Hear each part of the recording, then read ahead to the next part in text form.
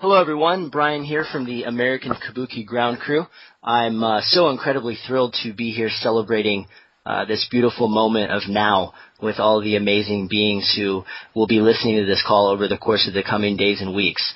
Words couldn't possibly express the level of gratitude I feel for being blessed with the opportunity to play a part, even if just a small one, of this recent unfolding events that have been taking place in this grand cosmic shift that we're currently undergoing. Now, whether everyone in the world realizes it yet or not, it truly is the most exciting time to be alive in the history of humanity, and I thank my Creator every day for sending me front row VIP seats to all the action. Now, from an inner knowing that goes beyond mental comprehension, I know that we all chose to be here at this time to experience the journey we're all embarking on right now together as one people united. While we may not have been shot heralding into the new age on the 21st, at least consciously, like a great many out there predicted, we absolutely are experiencing an enormous shift in energies and massive transformations to our inner as well as outer worlds. And I know I speak for many when I say that I fully believe that the shift of the ages, which all the ancients prophesied would occur in 2012, is in fact unfolding right before our eyes on a myriad of levels in each moment. Now, ascension isn't what we're here to discuss today. What we are here to discuss is the liberation of the planet and the 7 billion of us that call the Earth home. Now, over the past year, talk of prosperity funds, whether it be in the form of NESARA, the St. Germain Trust, the Leo Wanta funds, Reagan-Mitterrand protocol, all of the above have become the hot topic being discussed across every blog site and discussion board across the internet, leaving many very frustrated and losing hope that one day one of these funds could break into mainstream media and pave the way to a new age of peace and prosperity. Now, I'm here to share with everyone that the moment we have all been waiting for is finally and very divinely upon us. A few days ago, on December 25th, an organization called the One People's Public Trust came exploding onto the scene with their first official announcement, quote unquote. This document appears to be announcing that the United Nations, the IMF, BIS, which is Bank of International Settlements, The Hague, the World Bank, and others have been legally and officially foreclosed upon. Now, the next part of this document, which I'll read here, has triggered an absolute tsunami of response, as well as very much heated debate and discussion across all the blogs and online forums all over the internet. And this passage reads, "The people, all people equally on earth, have an individual duly verified sum certain of 5 billion, that's billion with a B, in lawful money of the United States of America, gold and silver, over 3 quintillion, 500 quadrillion, which, by the way, is a 3 and a 5 followed by 17 zeros, just and duly verified equity debt against the debtors. There is an additional duly verified sum certain of 5 billion in lawful money of the United States of America, gold and silver, for each of those people damaged by the actions and systems of the debtors. Over 3 quadrillion lawful money of the United States of America, gold and silver, in duly verified debt of damages against the debtors." Now, what this means exactly has been left to lots and lots of speculation, obviously. So today, we're here in full transparency to discover the truth of this official announcement. Now, these passages are just a few short highlights to what has now become multiple announcements by the One People's Public Trust, headed by the organization's frontman, or front woman, I should say, Heather Tucci-Jarraf. Hi, Heather. Welcome to the call. You there? I am, Brian. Thank you. Very well. How are you this evening? I'm doing well, Heather. How are you? Oh, it's good. It's good. Thank you for having me. Absolutely. And we also have on the call a special guest. We have Dee from the Removing the Shackles blog site. Dee, are you with us? I am with you, Brian. Hi, Heather. Nice to talk to you again as well. Hi, Dee. It's good to talk to you too. Well, welcome to you both. Before we dive in here, ladies, let me give a little background. I've had the opportunity to get to know Heather a little bit over the last few days. I truly feel like we've known each other for a lot longer than that. But consciously, our paths crossed for the first time last Friday, the 28th of December, and since then, We've exchanged a mountain of emails back and forth, and we were actually supposed to do this talk yesterday, but we ended up talking on Skype for about 5 hours, so we weren't able to get to it and get it in. So talking to Heather personally answered so many questions that I've had for myself. Now in the spirit of full transparency and absolute truth, which are the watchwords of as of late, it's time to share that information with the people. What do you say, Heather? Sound like a plan? Okay, perfect. So for the purpose of this call today, Heather, my role and Dee's role in this is going to be to give the public, or the people, I should say, a voice.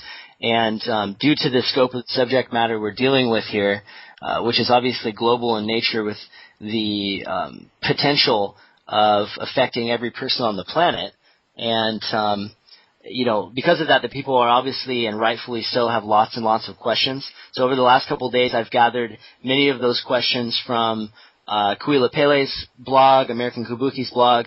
You also sent me some questions from emails that you've received. I know Dee's probably got plenty of questions from her readers as well. So I'll be using these to navigate the chat here as best we can. Does that sound good? So Heather, for the purpose of we're going to call this a conversation. This is not an interview. It's a talk. It's informal.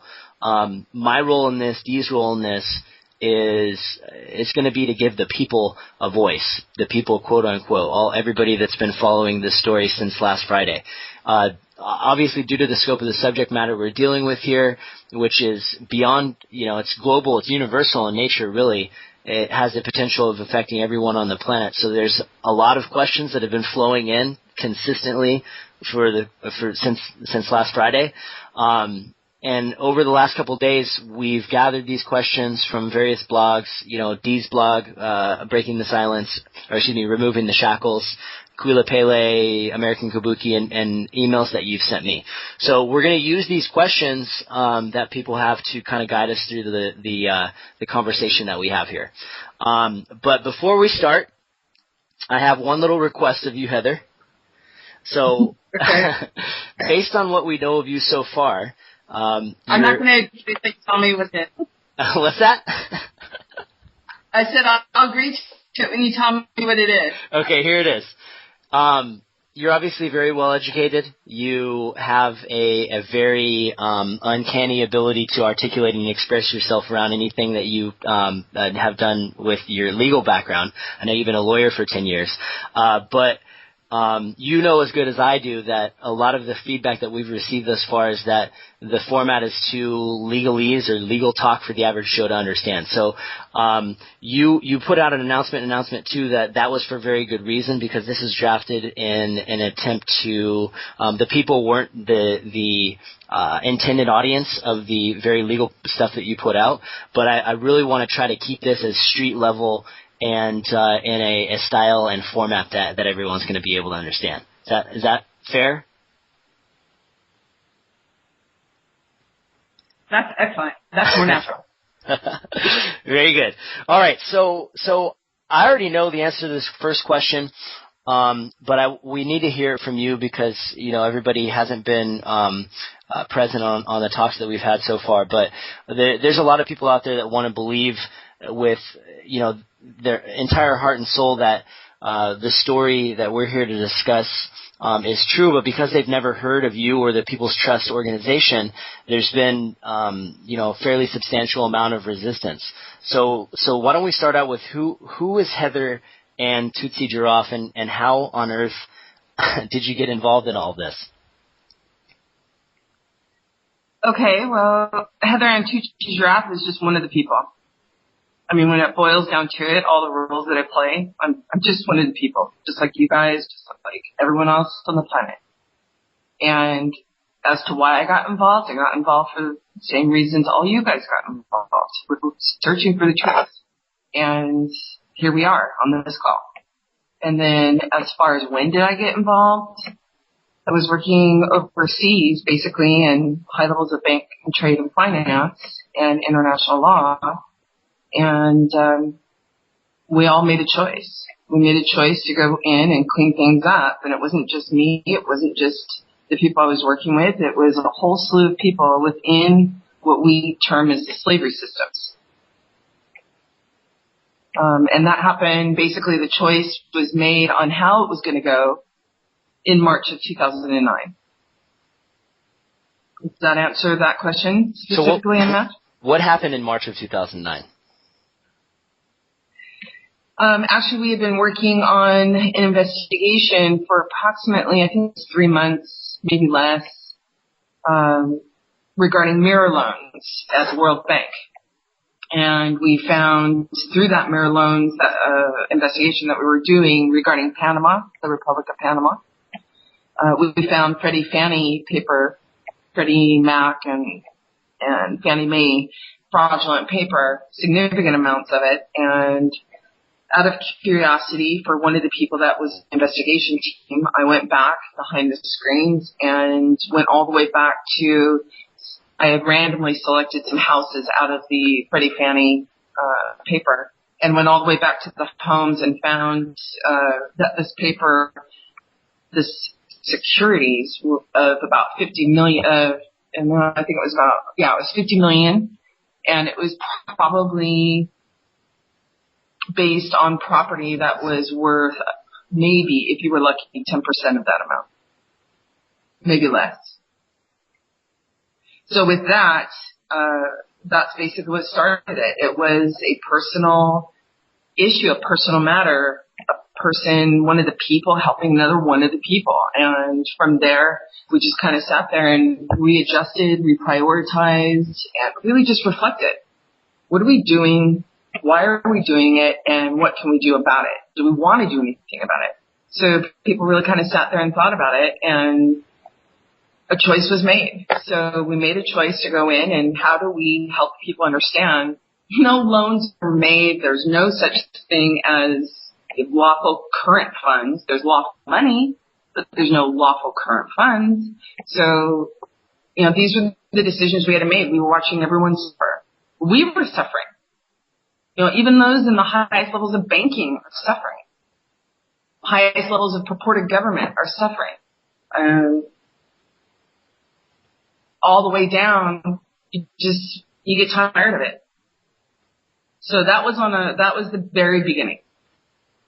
Does that answer that? I mean, as far as what ended up to this phone call. Yeah, absolutely. And Heather, from talking to you yesterday for as long as we did, I know that your story and your background, we could sit here and we could talk about it for hours, if not days, really. But really, from here, what I want to the direction that I think everybody wants to see us go is, the next phase in your journey was the decision to start the investigation that culminated in the putting out of the Paradigm Report. Is that accurate? Yeah. In fact, I mentioned the Fannie Freddie papers, and basically it was just taking the culmination of all the investigations we had worked up to at that point. And when we made the decision, in between the time that we found the Freddie Fannie papers and then and the decision to do the investigation, we needed to figure out exactly what needed to be done. And so it was sort of like a trilogy type of protocol where we had to go in and figure out many aspects to the investigation and alter them based on the results real time. So that's what the Paradigm Report was. It was a field report. Yeah, there's a lot of mistakes in there, typing-wise, grammatical spelling. The point is the substance inside the report. That was the important part. And really, we were asked, can the private system even be saved? Is it worth saving? And the answer was no, it could not be saved. And why put energy into something that can't be saved? Okay, so what was it that went into develop the Paradigm Report? That was research that spanned over the course of a matter of I think you said it was about 2 years.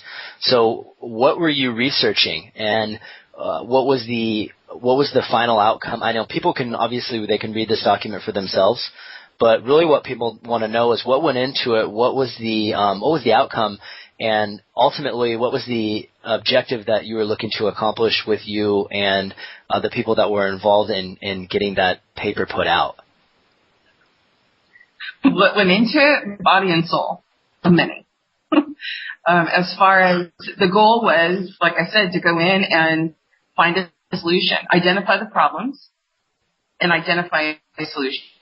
And could the solution incorporate some of the framework that was already existing, or did it have to be completely mowed down and built from scratch?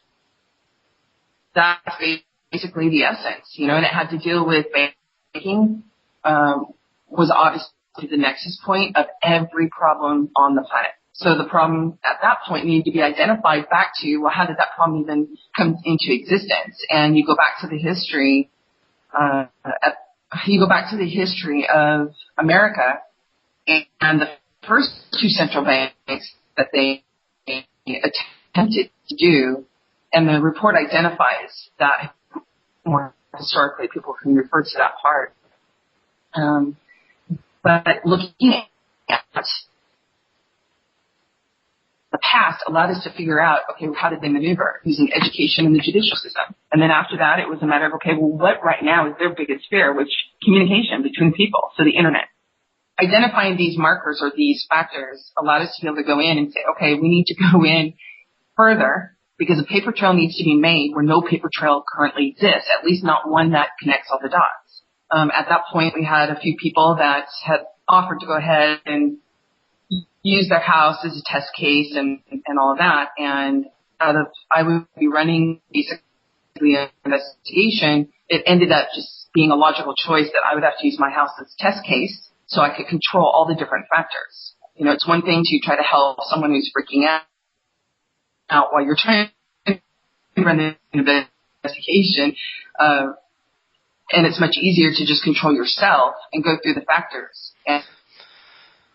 And so I have the most information or the most well-rounded database out of all of us. So okay. That's how it started. So essentially, you put yourself up for allowing your home to go to foreclosure, and in order to be a test subject for tracing the fraud that needed to be committed against you to get you out of your property back to the source of where the fraud was coming from, so you could accurately track that paper trail, correct?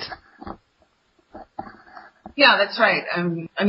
Essentially, I was headed over to Switzerland anyways to take over presidency of a company, and they were currently looking for a house. I had gone in with someone else, and basically it was kind of like, okay, this is her pet project. We all have projects that we really had close to home that we were cultivating. Some were agricultural projects, helping feed humanity. Some were energy projects, getting free energy to everyone, and those are very quiet projects because it ruffles a lot of feathers. Mine just went along with the base and the experience that I've had and the training I've had, which was corruption, law, had to do with law. And what it came down to as of this moment, people have the opportunity to see that, the conjunction of law with the financial system, with the purported government system, with these private systems that we believe have been for the people, by the people, everyone can kind of see where it all has to go back to the law. It has to go back to the law of one. Okay. So absolutely it does. So you have this, because I'm trying to put the pieces together in a chronological order. So you have this paradigm report. Let's call that phase one. What was the expectation to, now you got this paradigm report that has these findings that the system is broken, essentially, in a very rudimentary way of saying it, and it can't be fixed without making some major changes to the structure of the way that society is managed by all the people at the top, correct? Yeah, essentially, and when that report went out, what really excited me, Brian, was in December 10th of 2010, or December 11th, I was introduced to someone who was involved with this thing called the public trust. And I'm not a history buff or had never traditionally have been a history lab. And I was introduced to concepts of basically founding fathers. I mean, of course, we all know that to some degree. Constitution, yes, we probably have all at least looked at a copy, if not read one. Yet to go in and really feel it, you know, they just sort of moved my world, and I was looking for that clean spot. Where can you clean this from? Because you have so many people in the slavery system who were trying to clean it up, and they have all the power to do it. But the question was, why weren't they doing it?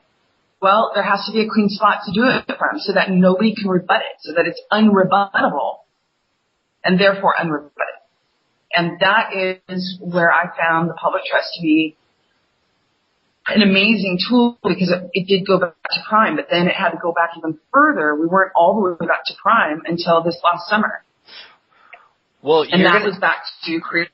You're gonna have to talk about what you mean in regards to taking it all the way back to prime. Sure. You know, it's just kind of simple. We have notice of it every day. Every day that a child is born, every day that a body leaves this earth. You know, it's a matter of creation. There's these bodies, and yet who's the architect? Who's the original architect? I work a lot with patent law, trademark law, and yet at the same time I watch all these patents and all the technology be stolen. Where? From within the patent office itself. You know, so when you go back to prime, you got to go all the way back to prime. Who's the creator? In the instance of a science or a patent, it would be the person that actually thought up the darn thing. You know, wanted to apply it because they know the DNA of it. They were inspired enough to create it. Well, it's the same thing here. Who created the people? And if you look at every religion across the board, every religion proffers it's the creator. So I had to go back in and really kind of look at that. I was raised in a Jesuit Catholic home, but studied many religions. And I found it to be useful. Not only that, but it was also the loophole for certain banking families to also protect their things from the systems that they were enforcing against everyone else against their will. So creator is the prime. Nobody can come up and say, I own your body, I own your mind, because first off, you do. And then second off, who are you a servant to? You know, and then you take that into a commercial world, which is where they hid everything. Either someone's going to claim you as a servant, or you're going to claim yourself as owning yourself. You're free. If anyone that you serve, it would be your creator, whether you want to call him the creator God, source, Yahweh, Allah, it doesn't matter. The point is going back to prime. And nobody can rebut that. It's unrebuttable, and it's unrebutted. Okay. Does that explain? Yeah, absolutely. So essentially what you're saying is that we as the people have handed over or bowed down to laws and rules that have been put forth against us illegally, and the only reason that they've been able to manage them this long is because we've given our consent.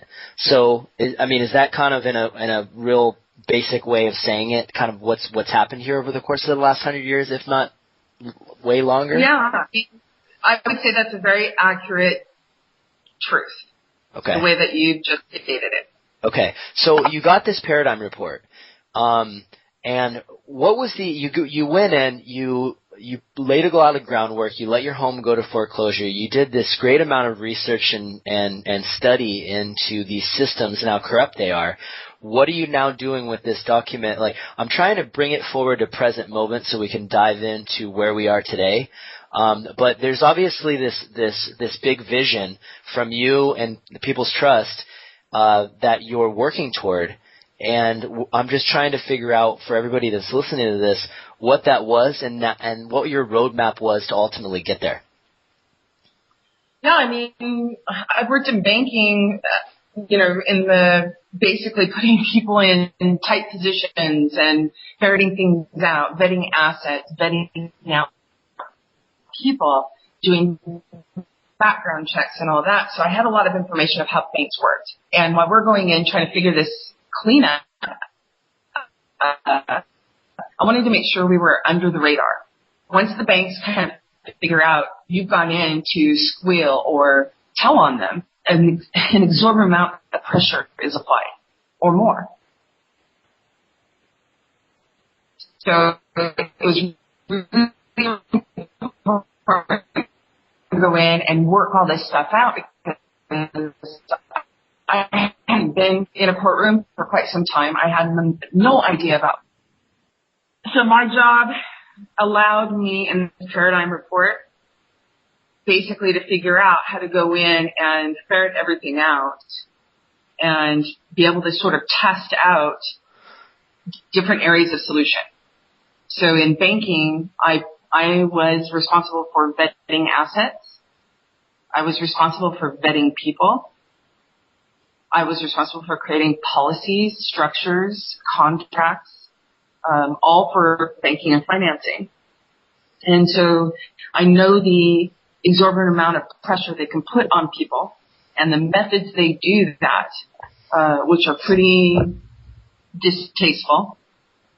So I knew what to expect. So I designed the investigation so that I could be under the radar while I was trying to work out the on-ground part, bring the investigation from the bottom up.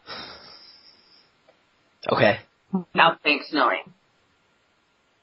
Okay. So what point, around what time, as far as what month and what year was all of this going down? Because I'm trying to get a little bit of history here. Because you put out your announcements on December 25th. You've had a couple announcements since then. What groundwork were you laying during that from when you finished that paradigm report until where you are today? I mean, what was going on in the background, behind the scenes of all of this? What were all the puzzle pieces that were getting put into place in order for everything that we're going through right now, everything that we're experiencing right now, to become a possibility? Okay, well, I had already investigated for a couple of years and been a part of the banking structure, so we knew where the nexus was. The next part was to figure out how to go in and make it, since the banks control everything, was to how to go in, where to go in, number one, and how to go in and basically unwind or unbound their support structure. So the bar, the judicial, and of course the education. Media was another one.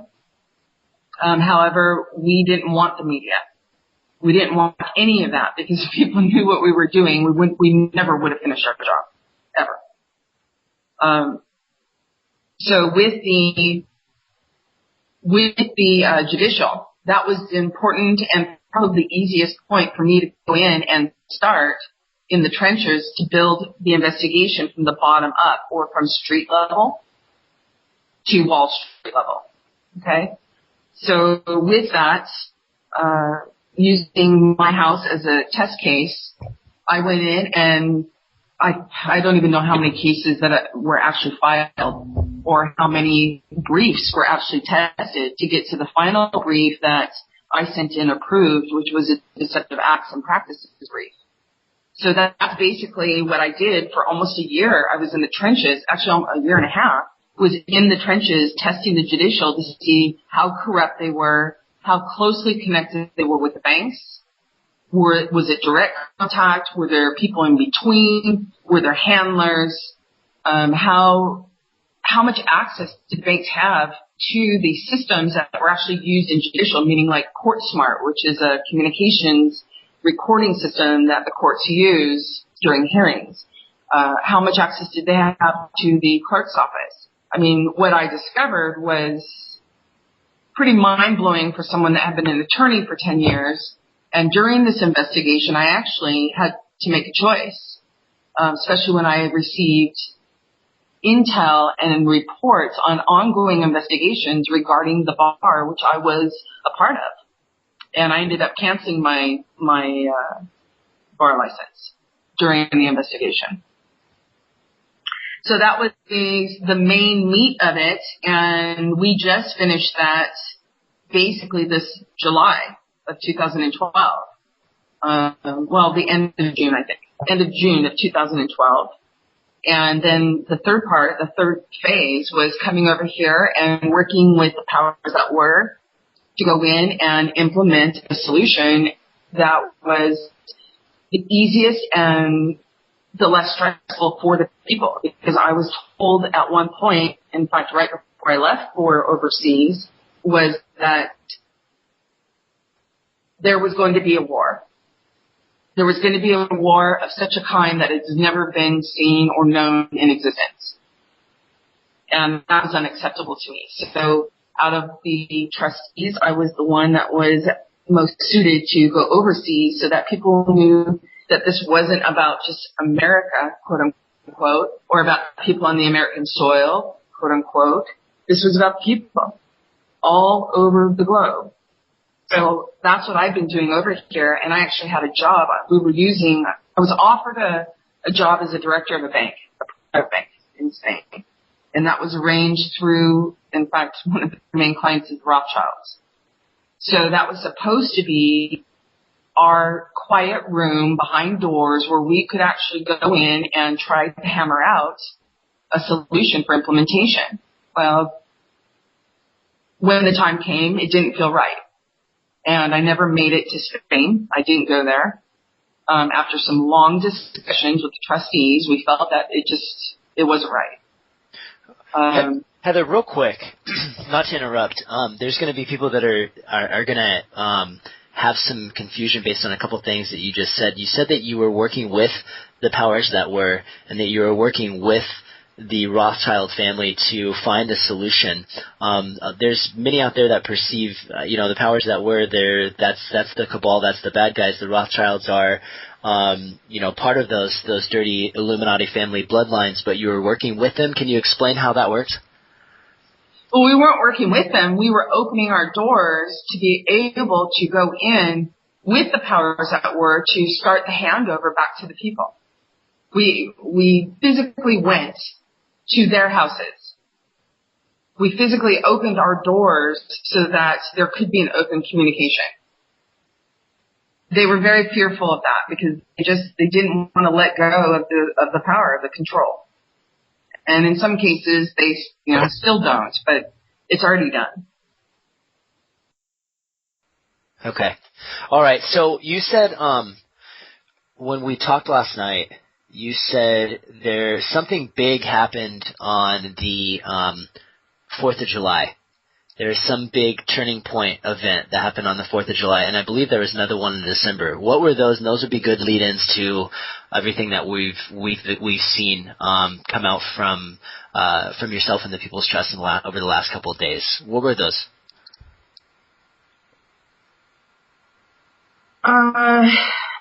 Yeah, it's July 4th.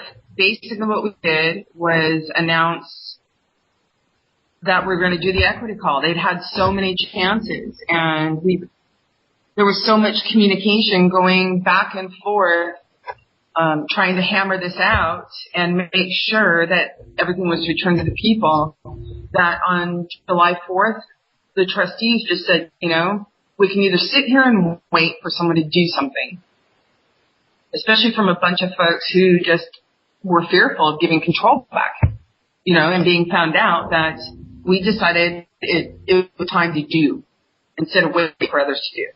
So we issued the order, and there was an order issued on July 7th, and it was delivered to them. And actually, it had been pre-issued as a notice the month before. So this time we registered. We registered that into the system, so that was July 4th. October, it was funny because everyone started talking about an October surprise, and we were surprised because we thought we were being very, very quiet, and we kept everything quiet.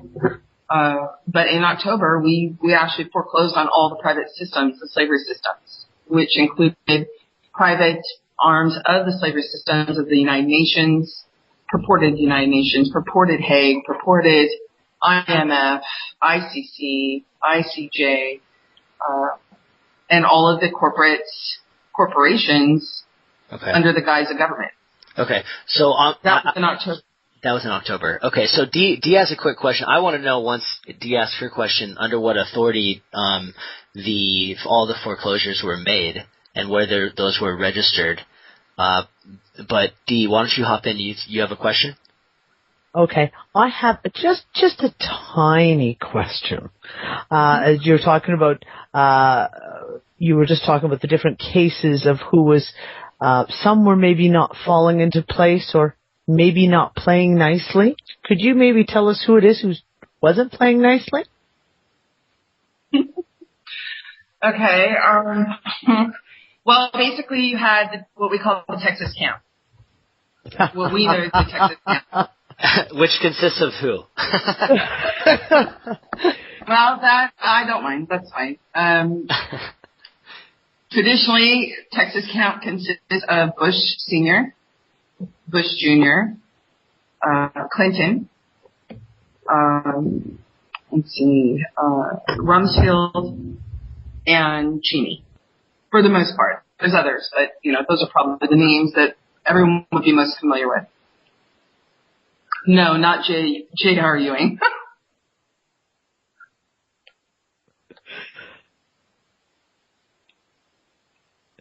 So that's Texas. But then another faction was, of course, the Rothschilds, and that would be Zurich. The Rothschilds we found just lovely, to be very, very lovely. And we had a fun time with Rothschilds London, but they weren't having such a fun time. So it was really London Rothschilds and the Rothschilds in France. Those are the two on that side. And then there was the old man and the Asian family. They were very supportive. They wanted everything to come out. The old man in Asia wanted everything to come out and wanted all the truth. And it was a particular man named General Wang Shui Lun, that was always interrupting and messing things up. I would like to state, though, I've met him, and I found him quite pleasurable just on a personal level, but when it comes down to what's happening worldwide, it's just unacceptable. So those were the main parties, and maybe hopefully that'll put into perspective a few questions that people had regarding the Asian side. Yes, definitely. Yes, and as I said to you earlier on today, Heather, what you were saying about General Wang definitely rings with what I've been getting for intel back in October, especially when he was on American soil and apparently screwed everything up quite royally while he was there. It's funny because most people don't know, and I don't even think Fulford knows, but a lot of our communications regarding negotiations of how to kind of reset everything was done using Fulford. So I would sit there and wait for his things to come out so I could see what kind of proposal came next. And everything was always set in, Japan. So I sat there, and when you were talking about General Wang, we were supposed to have meetings with the old man. Didn't matter where in the world. He was actually going to come to Europe. And we were headed on our way to Switzerland anyways for BIS. And so anyways, we didn't have the meeting. Something had happened. And I didn't find out till just before we decided, screw it, we're going to go to Switzerland. But it was General Wang who was in the middle of that as well. And supposedly General Wang had been removed from the situation. He had been kind of swept to the side, and, you're no longer captain of the team here. And although they had done that, we had already made plans, and we went. We went to Switzerland. We gave them a chance. We gave them an opportunity. And it turned out that our particular presence and our work that we were doing there that day or that week was used to kind of force the hand of one side of the family so that things could get reset. But anything less than returning everything to the people was still not acceptable. So here we are, and things are finishing, yes, but everything was already done. The people hold and own everything equally. Okay. So real quick, Heather, the question coming up is, I know we've talked about it before, but there's going to be a lot of people that are confused by who you mean by the old man.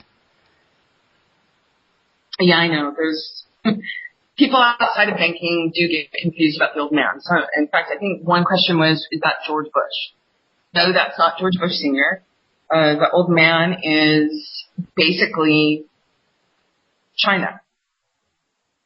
He's the head of at least what I know to be the elders, sort of like a chairman. He was formally seen last, for my information, as an emperor in China. So the communist government, I kind of giggle when people talk about the communist government in China, although I do respect the people that I've worked with over there. The communist regime is just an illusion as much as democracy. Okay, anything that divides is dividing in order for management and control. There is just the people, and there is just the creator. That is prime. So when I talk about the old man, that's who I'm talking about. And I met with his daughter in 2008, which is when I met General Wong and had the meeting with General Wong. So that's where we are. Is that it kind of explains? He's very, very old. Don't ask me his exact age. He's very, very old. Hence the old man. Got it. Hence the old man. Okay. So why don't you real quick, because there's some questions I'm going to bring up here from some of the readers. Give a background on all this money. You know, how much is there? Where is it sourced? Where is it? I mean, what's the full story for anybody that's coming on that's talking about, you know, we're talking about here, that these funds are about to be released. Some people have no idea what any of this means. They have no idea what the background is on the sources of this gold and silver. Can you just kind of bring us up to speed and give us maybe a Cliff's Notes version on your knowledge of that, or the history of that, or however it is that you want to explain it? Okay. Well, first off, the value itself, the absolute underwriting of the value is the people all over the planet. The value and the power is what you guys are actually giving to them in order for them to underwrite what they call paper money, current funds, currency. So those are just representations. Okay. And then the gold and the silver was a representation of value that was accepted. Specifically, it was accepted within the Constitution of the United States of America. And it was agreed to because, for instance, all the central banks around the entire world, people don't know, but all the countries and all the banks, they're all under one umbrella. And then there's different families that operate under that umbrella, and with a family, there's sibling rivalry. Okay? So with the gold and silver, it was held in various locations. Things have been relocated as of recent, probably for good last year. And hardcore with the remaining amounts for about the last 4 months. Okay. Yeah, because anybody that follows, that's read David Wilcock's Financial Tyranny story that he put out on DivineCosmos.com. I mean, you can literally go in and look at pictures, all sorts of pictures with vaults of gold and you know, just stacks and stacks of gold bars. But how have you determined how much there is? You know, I mean, yeah, it sounds like we are now in control. Well, we the people, or the people that are about to release this gold to humanity, are in control of it. But how do you know how much there is out there? The numbers I put or that I used don't reflect accurately the amount that is out there. There's more than that. That's one. Number two, you're seeing that a lot of tungsten, gold-wrapped tungsten bars are out there floating around at the street levels at this point. Well, they've been in the banking levels forever. That was a huge, huge concern. That's why with gold bars in gold transactions, first off, to get a bank to even transfer physical gold is like going to hell because it's very difficult. They don't want to let it go. Part of the reason they don't want to let it go is because it's all gold-wrapped tungsten in a lot of cases. And that's because the gold was actually ferreted away into different locations. Okay, so I know that, yeah, there was a joke about, I think American Kabuki posted that. It wasn't a joke, actually. I meant it regarding the tungsten, gold-wrapped tungsten bars. And all of a sudden, we went to BIS in October 22nd through the 24th. We actually went in to go inspect the gold holdings. And after we came home on October 27th, all of a sudden everyone was demanding to see their gold holdings. And then American Kabuki posted something that I did with Jonathan Betts, and a couple days later, the purported Queen of England went to go check her gold holdings. So there's no problem. The gold is safe, it's secure, and it is going to be released, but I believe from what it sounds like is that they would like to have a representation of that gold. And remember, the gold and silver is just a representation of the true value, which is inside every person. Okay. So here's where the people, the readers of all the blogs, are going to want us to dive as deep as we can go to bring some clarity, because this is where all the questions are coming up. So, what people want to know is how can everyone know for sure that what you're talking about is real?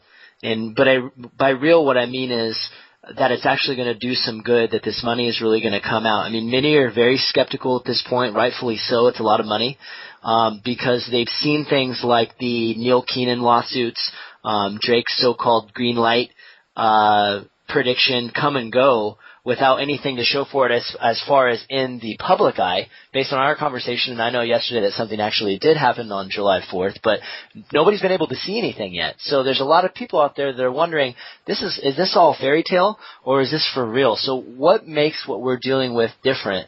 What can you tell people that will help them walk away from this call with a feeling that in their gut that something big is about to go down here? I mean, what assurances do people have, or is it all boiled down that it's just got to be completely blind faith until the writing's on the wall? No, actually, it's all out there.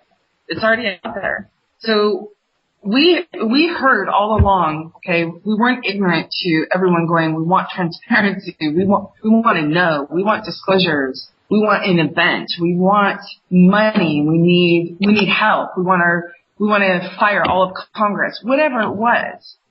We heard it all. And the best way that we knew how to help was to go in and secure everything so that it could be right there for the people to go and use lawfully and legally. Nobody can contradict it. Okay. So when we went there, if you look at all the documents that we filed, every single one of them that we posted, you even have records, or American Kabuki, and I gave it to Dee for Removing the Shackles as well. And it belongs to the people, but that record shows when everyone had notice. So there's the filing date, and believe me, it took me about sometimes 2 to 3 days max to get the UCC verbiage ready.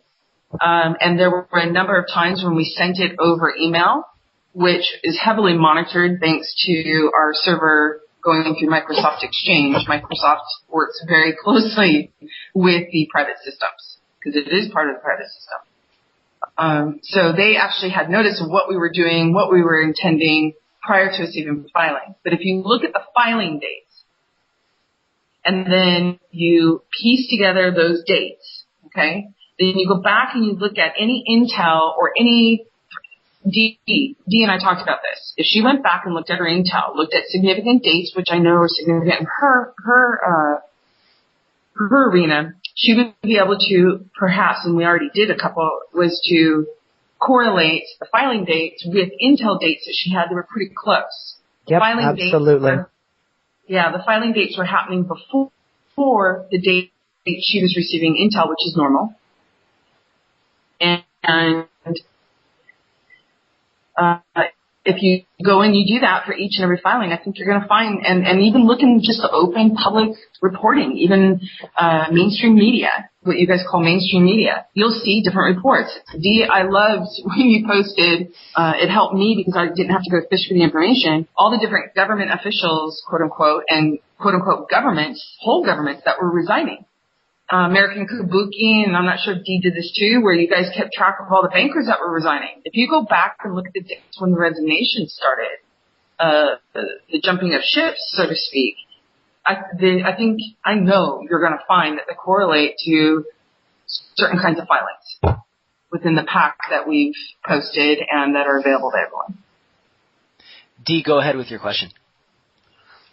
When American Kabuki and published all the initial reports and papers, I immediately got flooded with emails and, of course, comments on RTS asking, oh, my goodness, does this mean that the St. Germain Trust isn't real, or that the prosperity packages, the Wanta money, the World Global Settlements, and you and I talked about this a little bit this afternoon, and I'd like you, if you could just address that, because I know that really panicked people when they read some of the information, that this meant that all of a sudden these other things they've been waiting for are not going to happen. I would just like it if you could address the people and let them know a little more about that. Yeah, it's first off, I've worked on most of that stuff. In one form or another, I worked on it. Including heritage funds, any kind of accounts. I'll have to go back and look through my email.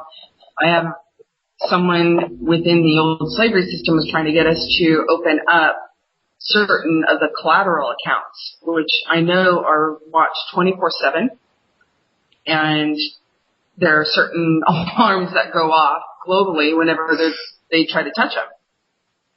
So here's the problem. I went back during the investigations and kind of looked at, okay, what are the problems? Why can't they touch this? Why can't they touch that? Who's got a hold of this? Who's trying to get in that? And it's messy. It's really messy. Yet the value is there. Okay, value is real. It's the problem of the structure that it was being held in. So in order to assist those that are the custodians and wipe away all of the rubbish, all of the barnacles that were growing on it, whether it be Texas Cap, whether it be any of them, okay, was to take it back to prime. So now all the value is still sitting there. It's still sitting where it was before. The only thing is it's in a clean spot, an absolutely impenetrable spot where it's safe and it can now be used. It can be released because they have all the legal and lawful basis and documentation to show ownership, to be able to show authority, standing, and the value.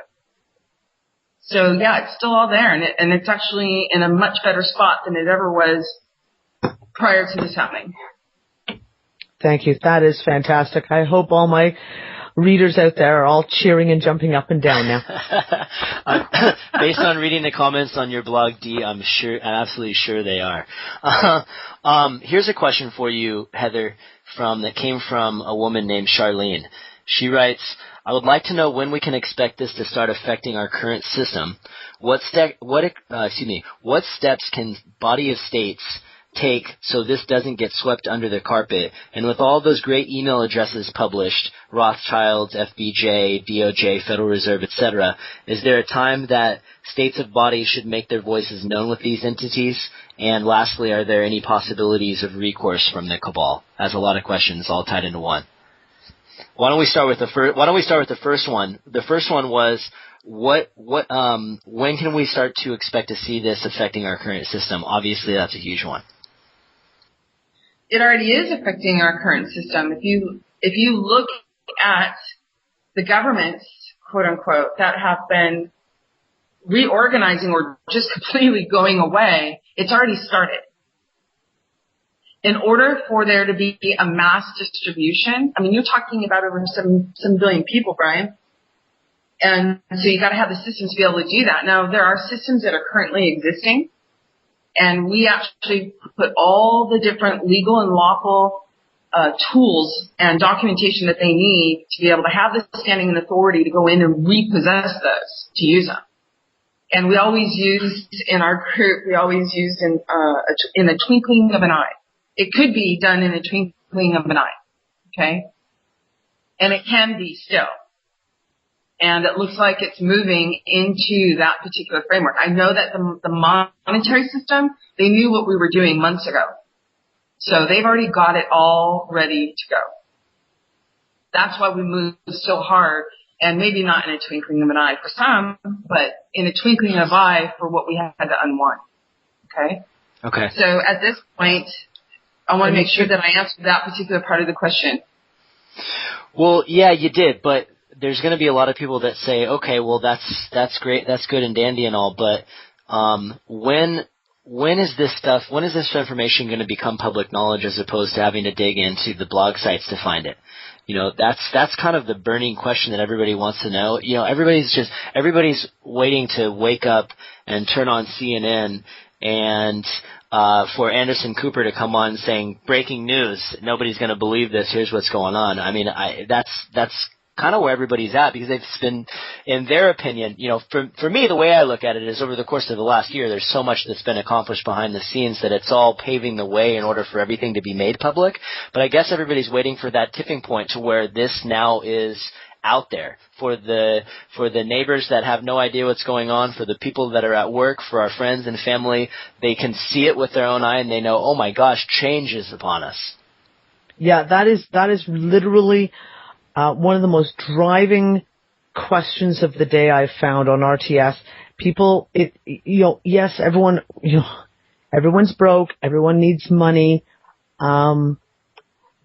Looking beyond that, though, the real driving question is, when are the announcements coming?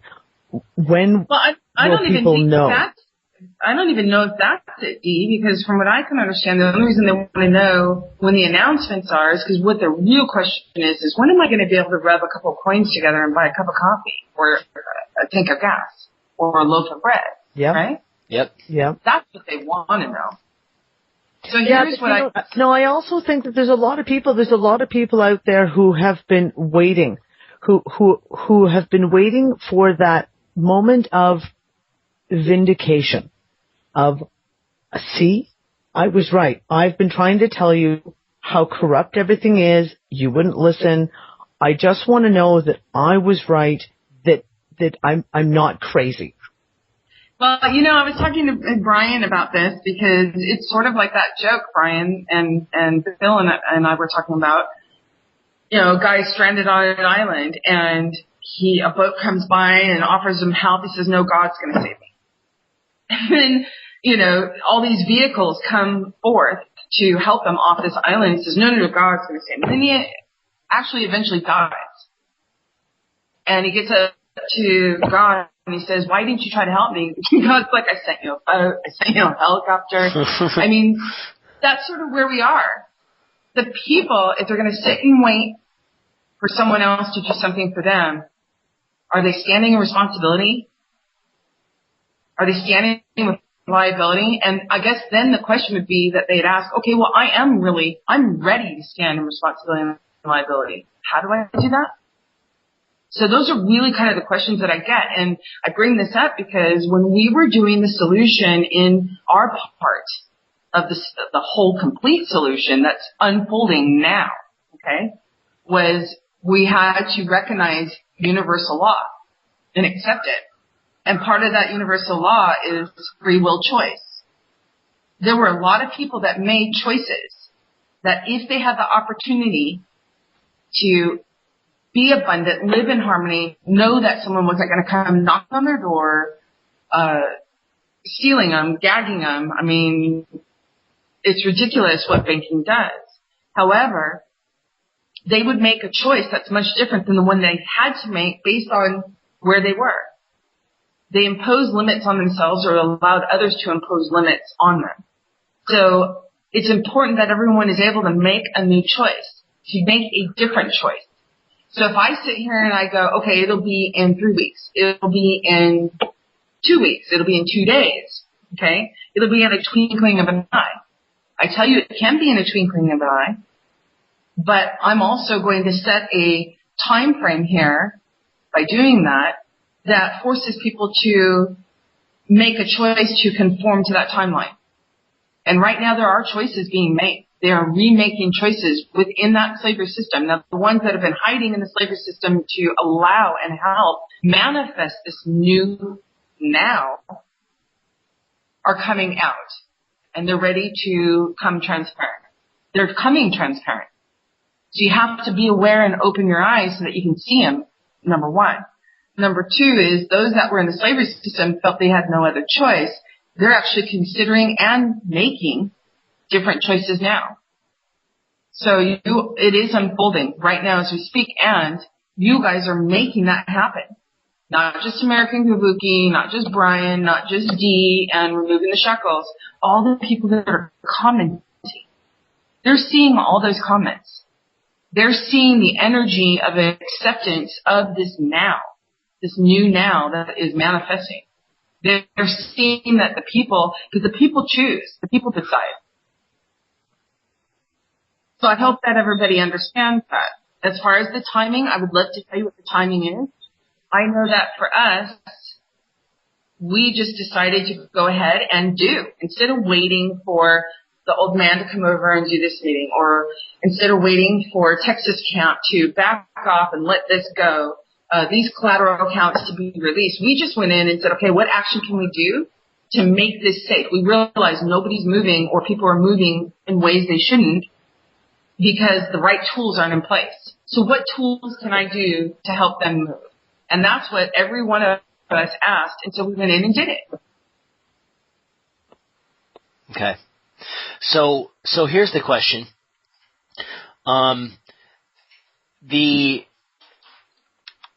Something called the announcements keeps getting brought up. Here's one of the announcements. One of the announcements going to be the question. One of the questions that came in from Kuila Pele's blog. This guy named Steve. He asks, so can somebody please tell us, the people, in good old-fashioned 3D English, how all this grand language is actually going to be implemented? What are the protocols and procedures that are developing behind the scenes that allows the people to take their freedom back from the corrupt slavery systems that have controlled us for so long? Well, I mean, the freedom's already back. First, you could just recognize and accept that. Hey, I'm free. Okay, that's one. Two is be free. If you're free, act like you're free. And the tools that we were talking about was, yeah, if I be free and I am free, I'm going to act free. What do I do when, a senior cop pulls me over? First thing, be gentle, be kind, be respectful, because number one, he is a human being. Regardless of what his hat is that he's wearing and all of that, he is a human being. Now, he may be a not so nice human being, and that's something to deal with later, but just go in and be, and then ask questions. Ask the right questions. That's great. What's your name? What's your badge number? Perfect. Can you write that down for me? You want everything in writing. So these are the tools, but other than that, there's nothing left to file in the UCC for all the old stuff. There's nothing left in the UCC that you need to file to say, I am a being. I am alive. I am this or that. Common law is my law. It's already done. All you have to do is know that declaration of facts so that you're able to incorporate it in whatever matters before you right now. And that's what one of our advisors is gracefully allowing here for me to go in and alter so I can sanitize it, take out personal information, is the template of how she's using it to test it. In the past, it's been refined, so now it's the final version, is to be able to go in and say, okay, the UCC declaration filed by the People's Trust, number whatever it was, they just put UCC number, put the number, and then say, I am free. And then they can look back at that, but it's already in the system. It's already noticed to all the required parties. It's already cured, and there's already a commercial bill that's already been done. But you refer to it in whatever personal matter pops up after the fact. Got it. Okay. Makes sense. Right now, it makes sense, but here's the lingering question from a lot of people is that, and Katie, I got part of this from an email that you forwarded me between you and Katie. Katie asks, you can take the people out of slavery, but how do you take the slavery out of people? Because there's so many people right now. I mean, Dee's got a big following on her blog. AK's got a big following on his blog. Kuila Pele's got a big following on his blog. But for all of us, there's still millions of other people out there that are completely blind to all of this information. And they until they know that something's changed, they're not going to be in a position of being able to say, hold on, wait a minute, you don't have any authority over me.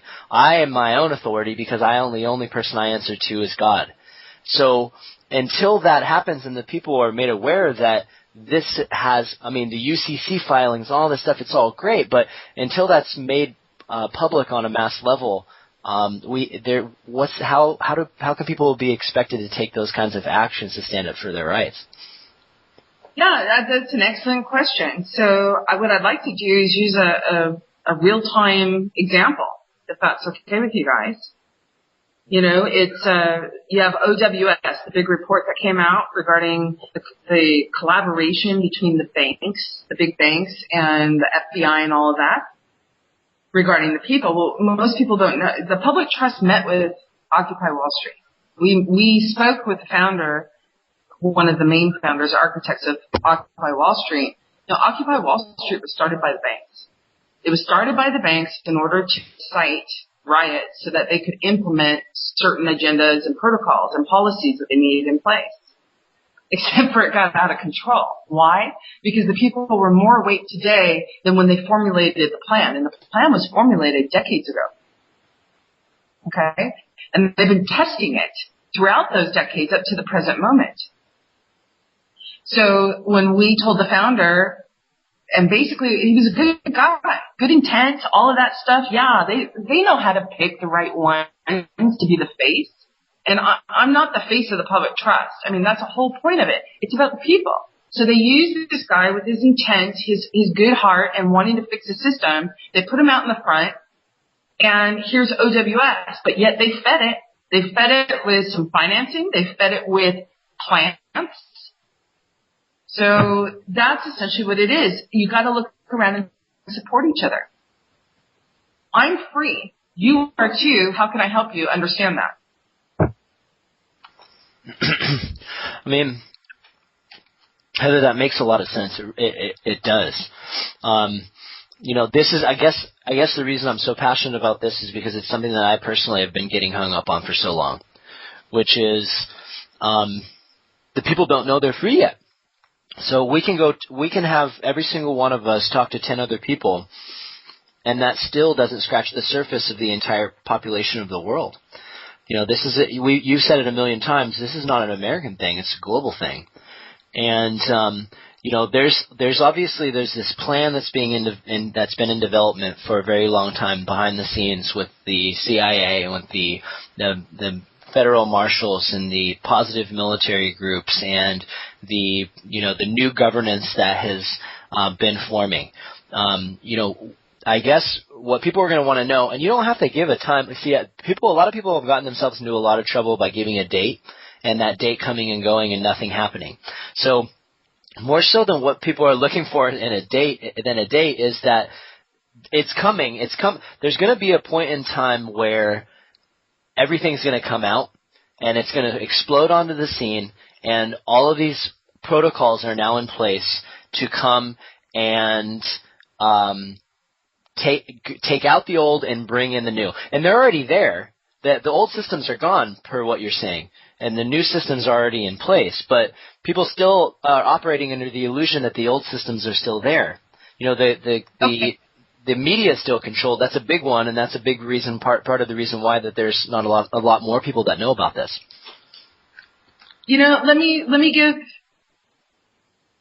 Let's address this here, and then if what I ask people to go do doesn't work and they want more confirmation, then let's readdress it and create a new solution to it, okay? First, if you go back and look at those dates, you will see it had already started. It's not going to start tomorrow. It's not going to start 4 days. That's why I said they really just want to know when are they going to be able to rub coins together. Okay? And that's fine. I'm not saying that's wrong. It's just for some people they have a certain trigger of when they can finally believe. It's like an authorization. Yeah, you can start believing now. Everything's already started. It's been happening. It's just been happening quietly. So what I would suggest is people do what I've asked Dee to do. Go back through those filings just for the dates. Okay? Go back through the filings for the dates. And Dee, you sharing what dates you received certain intel or what dates were significant actually helps them kind of identify, oh, what do I look at? Because someone else might go, oh, you know what? During this time in my brokerage field, or in this time in my legal field, or my education field, or whatever it was, they'll be able to say, hey, you know what? There are facts here that support this. So you build on the foundation, but if you go back and at least look at the dates of the filings, you will see that it has already started. And a significant one is all of these resignations of the purported governments, plus all the arrests of these finance ministers, resignations of ministry officials, bankers jumping ship. Go back and look, it already started. It just started quietly, and you saw events, but you didn't have the complete context. It's already started. And a lot of it is already steamrolling now. And now it really is steamrolling. When you look at the arrests and the resignations especially, people need to understand that probably 90% of the resignations that are happening within business, within banking and finance, they're not being reported by the mainstream media. So look at the reports we are getting and times that by, 100. And you've probably got a better idea of just exactly what's happening. The rats are jumping ship, and they are doing it as fast as they can. And as the last month, it's been insane. Yeah, we did something this last month that kind of sealed the new, what can you do now? So we dealt with all the old, but the new was kind of, what do we do? The people have these governments that they think are the people's, by the people, for the people, all over the world. Okay? Yet they weren't. They were corporations. So we went in and made sure that everything was secure, that the people had a tool, just a temporary tool. One that the private systems could recognize and they couldn't rebut. So we actually filed that at, what was it, Dee? I think it was November 28th. I think you said November 28th, yes. November 28th, and we sent it off to the White House and the BIS, so all the principals, agents, and beneficiaries of the private systems had notice, at least on December 1st, if not earlier, that the people's government, temporary government, was set in place. Plus, they had the declaration of facts that they knew we were going to give to the people to be able to use as they saw fit, if they wanted to. But everything was secured. So December 1st was a big date, November 28th to December 1st, and everything thereafter. Got it. Dee, did you have I know you have to go pretty soon. Did you have a question that you wanted to throw in? I mean, the big thing, the consensus across the board is everybody wants to understand what the money aspect of this whole thing means to them. We talk about rubbing two coins together to buy a cup of coffee. The numbers that are given on the announcements that have gone out, those are some very big numbers, and based on the way that it's written, hold on, Brian. Yeah. Brian? Yeah. I'm sorry to interrupt you. You brought up this point. I meant to address it earlier, so you brought it up again. You guys, it looks like big numbers to you. It looks like big numbers to most people. It is not big numbers. It's a fraction, a very small fraction. And it's sort of like J.P. Morgan getting a $500 million, fine and criminal charges for the fraud that they committed. And everyone's going, wow, look at the fine. It was huge, $500 million. They made over $300 trillion on those transactions. So $500 million was the cost of doing business, and basically it was the cost of a cup of coffee. Sure. For that. Okay. So I'd like for everyone to just put that into perspective, but I'm sorry, let's go forward on the question. Yeah, so the way that it's written, it says that it's duly verified equity debt against the debtors. So there's enough gold and silver, well, more than enough, because as you said, over 3 quintillion, 500 quadrillion. There's over that amount, but it also has a statement in there that it's duly verified equity debt against the debtors. So somebody commented that that this is more of a statement of debt owed rather than a promise to pay. And if there were some repayment that would occur, it might include things like water and atmosphere cleanup. Can you speak to that? Everybody wants to know, are they going to get a check? and how exactly does this part of does this element of this whole operation come together? Can you speak to that? Yeah. The funny thing is, okay, so a debt versus a promise to pay. They actually promised to pay in gold and silver any debts because they set up the whole debt system. They made that promise and it was recorded inside the Constitution. And then when they issued the U.S. dollars, anytime someone would use the U.S. dollar, they agreed that it represented a debt and that it was going to be paid in gold and silver. Well, the only person that's ever responsible for an instrument is the issuer. Unless it's going to be assigned, someone else may collect it, but the issuer is responsible for paying. The only ones that are responsible for paying for a Federal Reserve note is the Federal Reserve. And the major shareholder of the Federal Reserve, Rothschild, London, Paris. Then you have the Rockefellers. You have other groups and organizations, but there's your nutshell. So they're all responsible. The gold and the silver, they already agreed to. That's why they needed the gold and silver to be moved out. If you look at a promissory note, it says, I, Heather Tucci-Jarraf, agree to repay a loan of $200,000 which I agree that I have received in return for payment in lawful money in the United States of America. Well, no one would, I guess, really kind of connect that those are two different things. Lawful money in the United States of America is something different. And when they would issue money, that's why the Federal Reserve sent billion? More. It was more than that.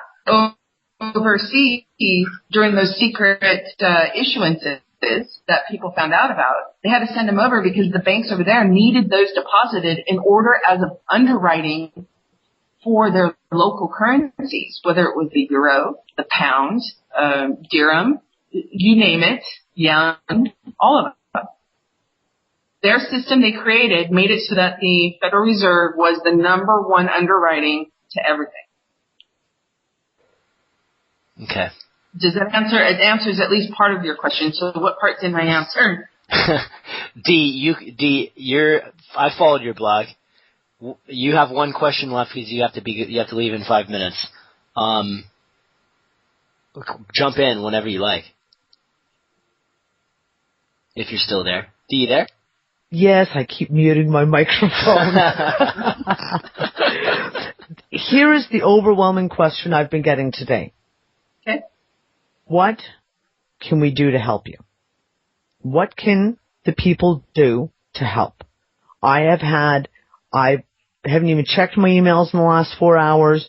I have, before then, at least 17 or 18 emails.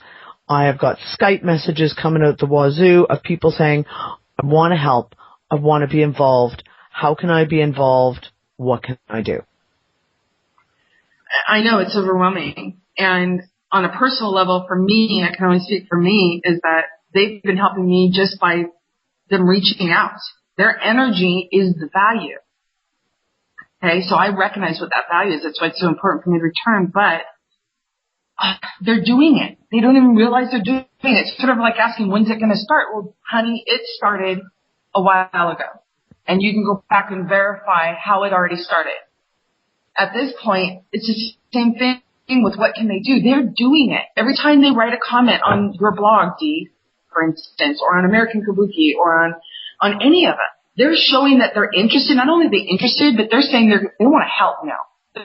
They're ready to stand up and take responsibility. All they need to do is say, I am. And then be. Because with that, they're going to do. Just do. Don't be afraid. I'm here. You're here. Everyone's here. We're not afraid. The more there is, the less fear there is, isn't there?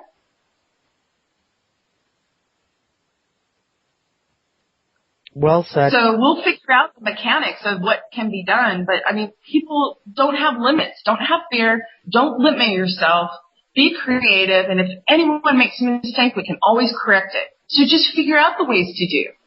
I'm so excited about the ways that they're going to figure out to do. I can't wait. I'm the one that's asking, okay, Dee, ask your readers, when are they going to do and what are they going to do?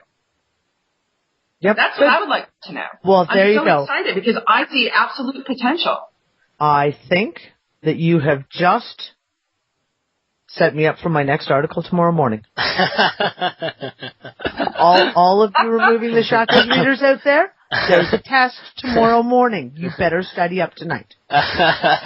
You know your readers are in there 30 times a day looking for your most recent post. I know, I'm going to be on it all the time. Awesome readers. Okay, guys, here's a moment of clarity that I would like to share with you both to see what you feel. I really want to answer all their questions, and I really want to answer them in a clear, concise manner that fires something up that lets them know how important they are. And so they don't really want to know who I am, who Caleb is, or who Randall is. What they are looking for is proof that, hey, some little guy was able to go in and do something, and that means that we can do it too. Empowerment. Yeah. Yeah. So what I'd like to do is for you guys to go through the interview, quote unquote, the conversation. I'd like for you to go through, first off, I would like for all of our conversations to be recorded. Because I'd be more comfortable knowing that I don't have to think about it. And then you guys can pick at any time what you think, hey, this is what our readers want to know. Okay, that's interesting. And that way I'm more comfortable because I'm not thinking about it, and it flows better. Mm-hmm. And so I put that out there for you guys. I'm more than willing to do that. I just ask that things be clear and concise. I really want the people to get what they want at this point because they've never gotten it before. Well, yeah, and the funny thing is what I think we should do as far as like what we put together for the end of this here is we haven't really gone to the whole down the path of the spiritual aspect of this whole thing. You know, that... Well, that's a key component. I mean, that's actually the foundation of it all anyways. And we had to get off crap to get to the spiritual, to get to the solution. Yeah. And that's the difference between... I mean, there's a myriad of differences between what has come out over the course of the last few days and like with the Keenan law. Because there are a lot of people that when they first got their first taste of this, their minds instantly triggered to the Keenan lawsuit, the $1 trillion Keenan lawsuit, because there's a lot of legal stuff, and that was the association that their minds made. But the difference between this and that is this is from a purely a foundation of spirituality and people being and having connection to their source creator and having the power to control themselves and not give that control over anymore to anybody else. And I think that might be part of an aha moment that people have once they realize, because, you know, a lot of the questions that I was asking, the biggest reason why I was asking them is because I knew they were pressing questions that people really wanted to know. But I think that the element so far that's missing is that here's what we now have as the people. It's time to stand up and move forward as one, united. And that's part of where we still need to address, in my opinion. Are you recording now? Yep. Okay. So that is a huge example. What we learned was contrast. Contrast actually help you figure out what the solution is. If you don't have one without the other, how are you going to know one even exists, that any of them exist? And I'll give you a case in point. You know, the law is all a fraud. As far as the legal systems, I should say, are all a fraud. So to go in there and try to find a recourse or a remedy when the system is designed so you don't have a remedy at all, how do you deal with that? And I knew that was a danger for the people to even try to navigate that stuff. So alleviate it, take it out, put it in its place of truth. And that's what the paperwork and the documents and the actions that we took did. Nobody has to deal with the court again. Not if they don't want to. If they want to create a system of accountability, oh God, I'm so excited to see what the people come up with. Mm-hmm. However, the old stuff, it's gone. Okay. So when are people going to granted the tools to be able to empower themselves to stand up. Because the fact of the matter is, I could go out and I could get a DUI today, and I could get arrested, and I could get thrown in jail. And I could tell them all I want, look, you don't have the authority. I didn't hurt anybody. You don't have the authority. I didn't sign off on these laws, and so you don't have the authority to enforce them upon me. I'm still going to get arrested. And there's people that have been training on this very kind of thing, on how to maneuver around the laws and be able to get out of hot water when you find yourself in it. But without the tools, there's those systems are still there. The courts are still there. I'm still going to get a DUI. I'm still going to have to pay $5,000 in fines. And there might be something that I can do about it, but I definitely don't have the tools to be able to stand up for and have the ability to represent myself in such a way where I can convince them that I know the law better than they do, and I know that there isn't really a law, and the whole thing's an illusion, a farce to begin with, so I'm going to walk away. But without knowing what you're doing, that's not going to get me very far. Yeah, absolutely. And that was the whole key, was that I wanted to make sure that people were able to go in and have what they needed to be able to handle this kind of situation. So first, number one, the first ingredient of this formula is to have no fear. Okay? Number two is to make sure you have the tools so that you can make sure that fear, that lack of fear, is rooted. So when you get arrested, Brian, you just said, the way that you said what you said, I can arrive at the same goal that you just put in your intent, but by asking different questions. I am me. Here's who I am. I'm putting it in writing. Okay, so you say you're this. Okay, great. Show me, number one, your employment contract. Because I would love to know who I'm talking to. Unfortunately, there's so many people pretending. I mean, that's essentially what it is. And I just sent you guys a declaration of facts. Okay? Yeah. The declaration of facts is actually how someone goes about using what's been done, but in a current personal matter. Okay, so here's my question. So, yeah, keep going. That brought up a question for me, but I'll let you finish. No, go ahead. Let's deal with the question. Okay. So, all right. So there's all these people pretending, right? They're playing a part. They're pretending. When does the system change so much so that the pretending can no longer be tolerated, and the people and those people that are playing those parts, playing those roles, whether they're consciously aware of the fact that they're just playing a role or not, no longer have the ability to stand there and have to step aside? It's already happening. It is already happening. When we went in and did the investigations, believe me, I went into a courtroom, which they all knew me because I was a former prosecutor there, and I had at least a couple of years of work quality that they could see, so they knew I wasn't just some nutter. They couldn't even paint me as a nutter. Okay? So what happened was I just started asking the right questions, and it took me some time. Okay, because I had never had to question the field I was trained in. Someone asked me, okay, well, under what authority are you an attorney? Well, because I've got a bar card. Well, great. Okay, where's the bar card that you have? Where's the agreement that says that you can represent the state? Well, I don't know. Let me go ask my boss. And then all of a sudden, my boss can't even answer that question. He can't show me the agreement where the state of Washington says the prosecutor's office is allowed to represent, a county prosecutor's office is allowed to represent the state of Washington. And then my boss starts freaking out because, wait a minute, and we went in and tested all that. But to have the people go through and test all of that, or to try it, and believe me, there are people out there that have done it. However, the difference between me doing it and between the rest of them doing it was that the county I was in and the courts I was working in were in a really tight spot because everyone in that county knew me. Everyone in that county knew that there was something going on because I was there. And I was putting myself knowingly in these positions. But I could have just walked right out.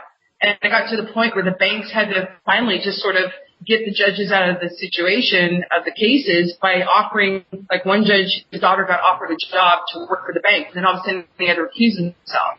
And then none of the other judges, I think there's 19 in the county, all of them recuse themselves, one right after the other. If you look at the case, you'll see all these recusal letters.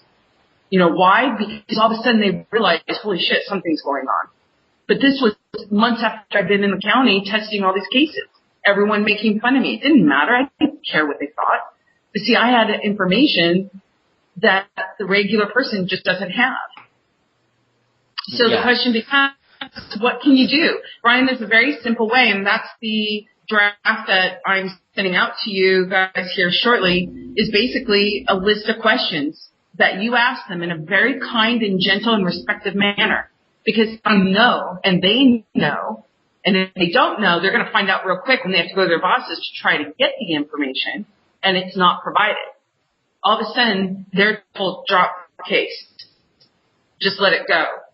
Dismiss this. Refund this. Whatever it may be, that's the result that happens. So I need to send out that script, basically, is what we did, but it really is a document that's used in the UCC to put these guys in that position. They're absolutely liable. So it's already done. Okay. It's just a matter of people knowing how to do it, and that's what I'll work with you guys on getting that out. Okay, got it. So, all right. So I'm gonna review this document, and that will give me a better idea as to the tools that are going to be put out there, so people can start standing up for themselves. But the hot question is going to be, when are people not going to have to resort to this document anymore? When is the residue and the remnants of this slavery corrupt system going to be part of the past and not still part of the present, this present moment of now, which to many people these systems still exist. And if they don't have this information, they can't have the empowerment to stand up for themselves. They can, but they don't know that they have it. So we can't expect them to use it. And so they potentially will still be playing out through these old paradigms with absolutely no knowledge of what's taking place and what's being illegally enforced upon them by systems that, as you say, no longer exist. Yeah, it's already done. The systems are actually changing themselves now. And that's why I say it's so important for people to go back and look at those documents, because the more they look at those documents and look at the dates, and they can start to connect the dots, number one, and number two, they can see the dots were already connected, but they can put them in full context. That's going to be a huge part of building up their confidence and taking the slavery out of the people. That's one. Two is them being, them doing, them writing on the comments, and I can't stress how much difference that is making and how that is changing and dissolving the systems that have been enslaving them for all this time. I mean, they are actually doing it right now, whether they know it or not. I'm asking that they know it consciously instead of doing it unconsciously. The only way they can do that is they go and look. Okay. Does that make sense? Yeah, that makes sense. That makes sense. I need to review these documents. Yeah, you just got to be aware. You just got to really look. And what's funny is when you go in and you look at those and you see the dates, they go back to the people that promised this, promised that, and then they look at the dates. They can recognize, they have the opportunity to recognize, oh my God, it did happen. It just happened quietly. Because I needed and the trust needed to make sure that the slavery systems actually saw these, had an opportunity to make a different choice in order for the foreclosure to be absolute and unrebuttable, meaning they can't come back and say anything to rebut it. They can't come back and say, oh, no, this didn't happen, because if they do challenge it, they open the door for all the discovery, and they can't afford that. So right now, anything that the people want to declare, it's it.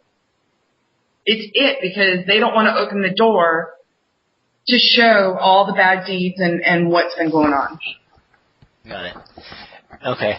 Yeah, this is bringing up that story that I told you briefly about my the experience that I had yesterday going over to Target to buy the webcam for this call, and was walking to the electronics department, and I was passing by all the people that were in the store, completely oblivious to all this stuff. You know, at least 99% of the people in the store I know aren't up to speed with everything that's going on, and I was thinking about how everybody is going to be affected by all of this. There's no way not to be, and at that moment I looked up and I saw a sign in the women's clothing department, and it said, "Put all the pieces together."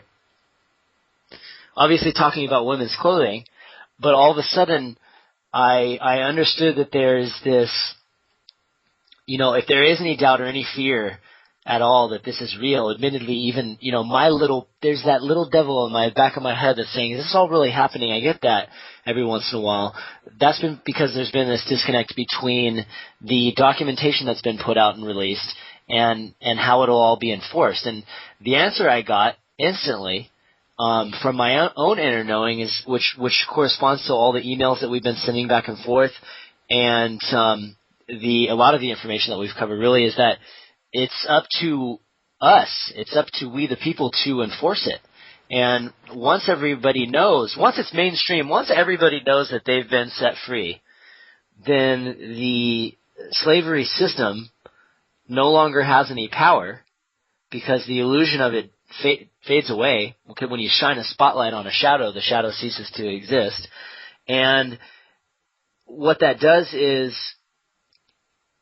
it creates the foundation to where now the people have the opportunity to be. It has no power, and the system no longer has any power over us. So I guess where I'm going with all of this is, on a mass level, when does the realization that these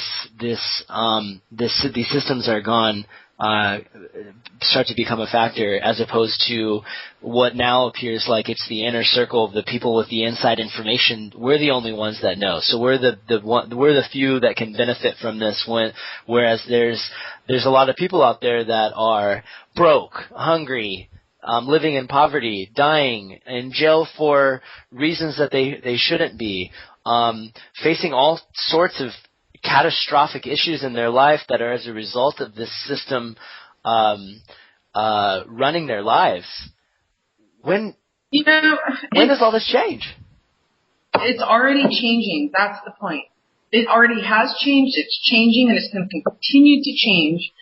The speed with which it changes and the visibility with which it changes with the people. And let me give you an example. In Morocco, you know, most people don't know, we're just not privy, not interested, I guess. In Morocco was occupied, it depends on who you talk to. They either occupied or they were protectorates. Okay, so France is over here sitting in Morocco, and basically Morocco got pieced apart between a private agreement between France, England, and Spain. And they picked which parts of Morocco they wanted to take. Okay? So the people were sick of the slavery. They were sick of the occupation in their mind. And they got together and they did what's called the Green March. There was no violence, no nothing. It makes Occupy Wall Street look like, a bunch of unruly teens. These guys got together and they walked from north to south, all of Morocco. And in that particular case, they were armed with a Quran. These people got together, and their energy and their solidarity and their unity, within a very short period of time, France left Morocco. Because they saw the power, they saw the unity, and there's just nothing greater than the people. I met with China in Hong Kong, and, they were dealing with a whole bunch of uprisings in the employment sectors. People were really tired. And that was one thing the military was very, very fearful of. They can't handle an uprising of, 3 billion people? Not even if they brought in aid from outside. They still can't handle that. So if the people just unify and figure out how to unify, and I'm watching them unify. You have people sending emails saying they started a discussion group. They started a community. Your blogs are communities already, and they're sitting there having discussions. They're figuring out ways to be a part of it, ways to do. Well, be yourself. And then be yourself with your neighbor. And then be yourself with their neighbor. So that until everyone is together and they're unified, yeah, they're going to fly like a rat into the water as soon as they start seeing the people unifying. And that's what they're watching very, very closely right now. Got it. So becoming conscious, having more and more people become conscious of all this is the key to the information and the awareness that sets us all free, essentially. Absolutely. Okay. Absolutely. Disclosure is the one thing that they are scared of. The thing they're more scared of is the people. The people knowing who they are and then unifying together for a common goal. Okay. I have two questions on here that I skipped over earlier that I realized from KP sent them to me from his readers that we'll address, and there's a couple other things we got to talk about too, also. But here's the first one. It says, you said that the people don't need to apply for funds that are already theirs. So to put it bluntly, will the people actually be receiving actual currency? If so, how and when will that take place? And I know that we've already touched on this a little bit, but it's, there's still some misnomers out there as to how that part of the process is going to work. Sure. When we went in to set up everything, take everything back to prime, it was all set in gold and silver. And it was set in gold and silver specifically because that was the mechanism, the value representation that all of the private systems had agreed to and had been working with and holding the people to. Just by your self-declaration that you would pay them back in gold and silver. Nobody has gold and silver sitting in their pockets or sitting in their homes for the most part. But because you signed a piece of paper saying that declaring that you would pay them back in gold and silver, everything had already been agreed to gold and silver. Okay? So when we set up the new government, temporary government for the people, for them to use just during the interim while they figure out if they want a government even, okay, was that one of the terms was that no currency could be issued. It had to all be in gold and silver. And there was a specific reason for that. Currencies are typically owned by a private system or a private organization or a private entity or a private group or a private individual. Okay? And we didn't want that to happen. We wanted to make sure that the people had in their possession what was duly returned to them. And then if the people decide, hey, Brian, I come together with you and I say, I don't want to carry around this gold and silver in my pocket. So what I'd like to do is let's issue a currency based on that gold and silver. I'm not saying that it shouldn't be a currency. I'm just saying first the people need to make a decision and the people should be owning that currency wholeheartedly because it's their gold and silver behind it. So yeah, I want to make sure that the people, and so did Caleb and Randall and others, wanted to make sure the people had the choice and knowingly, willingly, intentionally set that representation. So our intent was that all the value was returned, a value they could rub together and buy a loaf of bread and put a tank of gas in the car. Gas in their car, and pay for services. That was the goal. And to build value off of that by growing agriculture food with actual nutrients in it. Ones that didn't have nanotechnology in it, or they were already set with different markers for diseases so that the big pharma could actually sell stuff to you later as that stuff went from dormant to active. These are the kinds of things that we were thinking of. How do the people get their value? How can they do this or that? First, you got to reset it. And then you can issue currencies from there. So if the people say tomorrow, issue a currency, you can do it. But it's got to be the decision of the people. Got it. Okay. So let's say that happens and the people say, okay, let's issue a currency so we have the ability to go out and put the tank of gas in our car or buy some groceries or whatever it might be. A question that came in from Marlena, Kawila Pele's site, she said, if everybody gets this kind of money, whether it be, 500 million, whatever the dollar figure, if there's that much money that's in reserve for every person on the planet, wouldn't the next thing that needs to happen simultaneously be that there's disclosure that there's no need for money anymore? She said, because if I have 500 million, I will quit my job, and I believe almost everybody will do the same. So what's going to happen to the hospitals, grocery stores, pharmacies, airports, you name it? People will still need those. How would we be avoiding utter chaos? I know you've gotten that question before, but it's important that we put that out there. And I know that we have a question that came in regards to the temporary government, so we'll talk about that next. But why don't you speak to this first if you can, please? Okay, let me use the medical field as an example to answer that question. First off, you have hospitals that haven't been functioning. Definitely not in service of the people or the clients that come in. And the doctors are unhappy because of malpractice insurance, all the worries, long hours, just lack of technology, lack of whatever. Here's what I can tell you is that here's an example of how this is going to work. All of a sudden, you have this, it's not an influx of money, guys. There's no change in the actual base. It's just being put in different hands. And it's actually evened out into all those different hands. Okay? And those people are going to be reprioritizing. Of course they are. However, if I'm a doctor working in a hospital and all of a sudden I have access to all this technology it's been hidden. I mean, really mind-blowing technology. Yeah, I want to go take a vacation, and maybe I might for a week or so, or maybe even a month. I don't know. But I do know this. My head is going to be spinning, thinking about all these incredible new technologies and how can I implement them and wanting to see them being used and healing people. So there's going to be these it's not that the systems that serve the people right now, as far as those kinds of systems, are going to crash. They're not going to exist. You're not going to be able to go to the hospital because no doctors are going to be there. There's so much excitement at what is going to become available and what can be used. Yeah, there's going to be more doctors on call, and you're going to have to force them to go take a break. Does that answer your question or give you an example of how this is going to go? Yeah, it does. And I asked too because I asked a similar question to Poof when I did my consultation with him.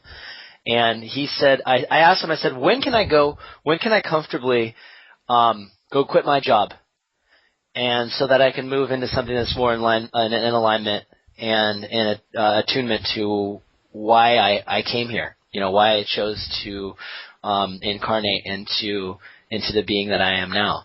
And he said there will be so much opportunity out there that he didn't say when. He said don't shoot until you see the whites in the people's eyes. But he did say that when everything happens, whenever that may be, and all of this becomes the new reality of the new age, if you will, then everybody is going to have so much opportunity to go be a part of these new technologies or new developments or new fields that there's going to be so much opportunity for everybody to get involved in their own way depending on what they're passionate about that there's going to be absolutely no shortage of jobs. Absolutely. So, would you agree with that? Absolutely. And there's going to be no shortage. Nobody's going to want for anything. That's kind of the fear that I hear there is how am I going to go get my bag of bread? Who's going to pick up my garbage? Who's going to do this or that? Because then they would have to do it. Or then they feel lack. Well, this isn't about lack. This is about abundance. All of a sudden you're going to have these, there's already a technology out there. We call it a cooker in banking. It's a cooker that basically you can put things into this thing and it gives you fuel. Now that's old school. That's actually old technology now, but you never heard about those. You never saw them come out or be produced, not even in minor production, but they were there. So I'm telling you that there's going to be an abundance of everything. I agree with Poof on that point, whoever Poof is. I agree with him on that point. there's going to be abundance everywhere and so much possibility. People are going to they're going to actually think about what they're passionate about now. Because nobody gets to think about what they're passionate about. When I was in college, it was, don't do that kind of a field because that doesn't pay very much. You won't be able to pay your loans back. You won't be able to do this or that. Yeah. So you pick a field that is going to be able to produce something for you. And in reality, it wasn't what I was passionate about. I changed into law way afterwards. I went into accounting. How boring is accounting? I mean, that's just insane. And I'm terrible with numbers, as a lot of your viewers have seen. Well, it's funny, and that's really why, and I can only speak for me personally, is why I've now gotten to the point where I'm not hung up on the whole money aspect of this whole thing. I mean, it's easy for me to say, I have a stable job. My basic needs are met, so it's not as big of a concern for me personally than it is for many of the people that are going to listen to this who are facing very hard times. But I think that once these things happen, I mean, there's that guy, I can't remember his name, but he runs the Venus, I think it's called the Venus Project, and it's based on, I know. right? So it's based on society that they trade goods and services back and forth, and that's how everybody gets their needs met and is able to live a life of abundance. And when you have that kind of money that's on the table, that's now the biggest distribution of wealth since the creation of humanity is happening right now. So for me, I'm like, well, I want to get to the point where we don't even need money anymore, where money is money's a non-issue. I love the Venus Project. In fact, I worked on that financing early on in my career, and I watched it get buried. I watched it intentionally. Bring in the applications, bring in their architects, bring in their strategists, bring them all in, and they did that to figure out how they were going to do it, and then they buried the whole thing. So these poor guys, thinking that they're going to get financing so they could actually help humanity, they had really good hearts. They still have really good hearts. So that's kind of the point is, everyone sits there and goes, what's going to happen to loans? What's going to happen to student loans? What's going to happen to mortgages? Guys, no loans were ever made. I don't care if it was a student loan, a private loan, a commercial loan, whatever. It never was made. Not unless someone had 2 coins in their pocket, which they could show how they earned it, and then they loaned it over to, Joe Smith so he could go buy his bag of bread. No loans were made, so there's nothing to pay back. And the same goes for these debts. Government debt or the debt of the United States of America. It's all contrived. There is no loan. No debt can exist unless a loan was made. That's the key question to ask. Okay, great. I have no problem paying back a debt, but first show me where the loan was made. Show me the loan. Can you define a loan, Heather? What is a loan? I mean, in legal terms, define a loan so people understand what a loan is. Because there's a lot of people out there right now that are raising their eyebrows because they got a lot of loans and they're drowning in the payments to keep up with them, just to keep their balance. Not even bring it down, just leave it the same because their interest rates are so high.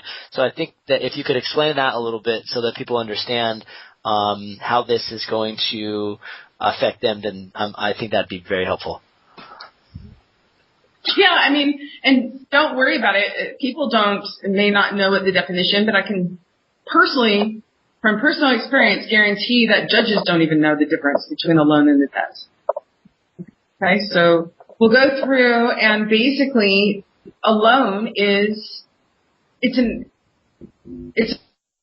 sum of money that is lent to someone else. It's the act of giving money or property or whatever it is, just another party, another person, in exchange for a promise that they'll pay it back or return it. That's what a loan is. The debt is amount of money that's been loaned that is due for payment. So one is actually the action of giving money or property or whatever it is. The other one is a debt, a credit on someone's book and a debit on another book. It's something that was actually loaned to you that you borrowed that you have to pay back. And you can show, you can show the transactional records or the history of what was given and what wasn't given. Got it. Right? Well, Got they it, can't. That a loan was made. That's why they were stuck in all the investigation and all the caseloads that we did. There was one specifically with KeyBank that we did, and the Federal Reserve, San Francisco was involved, and they freaked out the minute that the alleged account holder, the alleged debtor, asked them, "Hey, great, I'll pay this back, or I'll extend it, I'll put my house on it as soon as you show me that a loan was made." And there's a specific way to show that a loan was made. 3 things. So they couldn't do that. They started to freak out, and they actually went in, and it was my dad and my mom that offered to go ahead and try it, to test it out. And they got hit hard. Because of the work, they recognized what was going on at that point, the banks did. Wow. So to answer your question, there is no loans to pay back. There's no national debt, quote unquote. There's no state debt, none of it. Okay. Because no. So Federal Reserve notes, are those money? That's not money, that's debts, right? Yeah. That's the awesome thing, is that who issues a Federal Reserve note? Fed. It's all over the paper. It says Federal Reserve note. They're the issuer. They're liable for it. However, through a series of deceptive acts and practices, they made it so that the people consented to take on that liability. That's why they print up money like it's nothing, because it is nothing. Got it. Okay. All right, that all makes sense. Thank you for clarifying that. You mentioned temporary governments. Mm-hmm. And I believe in your papers, is that what you refer to as the CBAC was the acronym? Are those the same things? Can you speak to that a little bit? Yeah.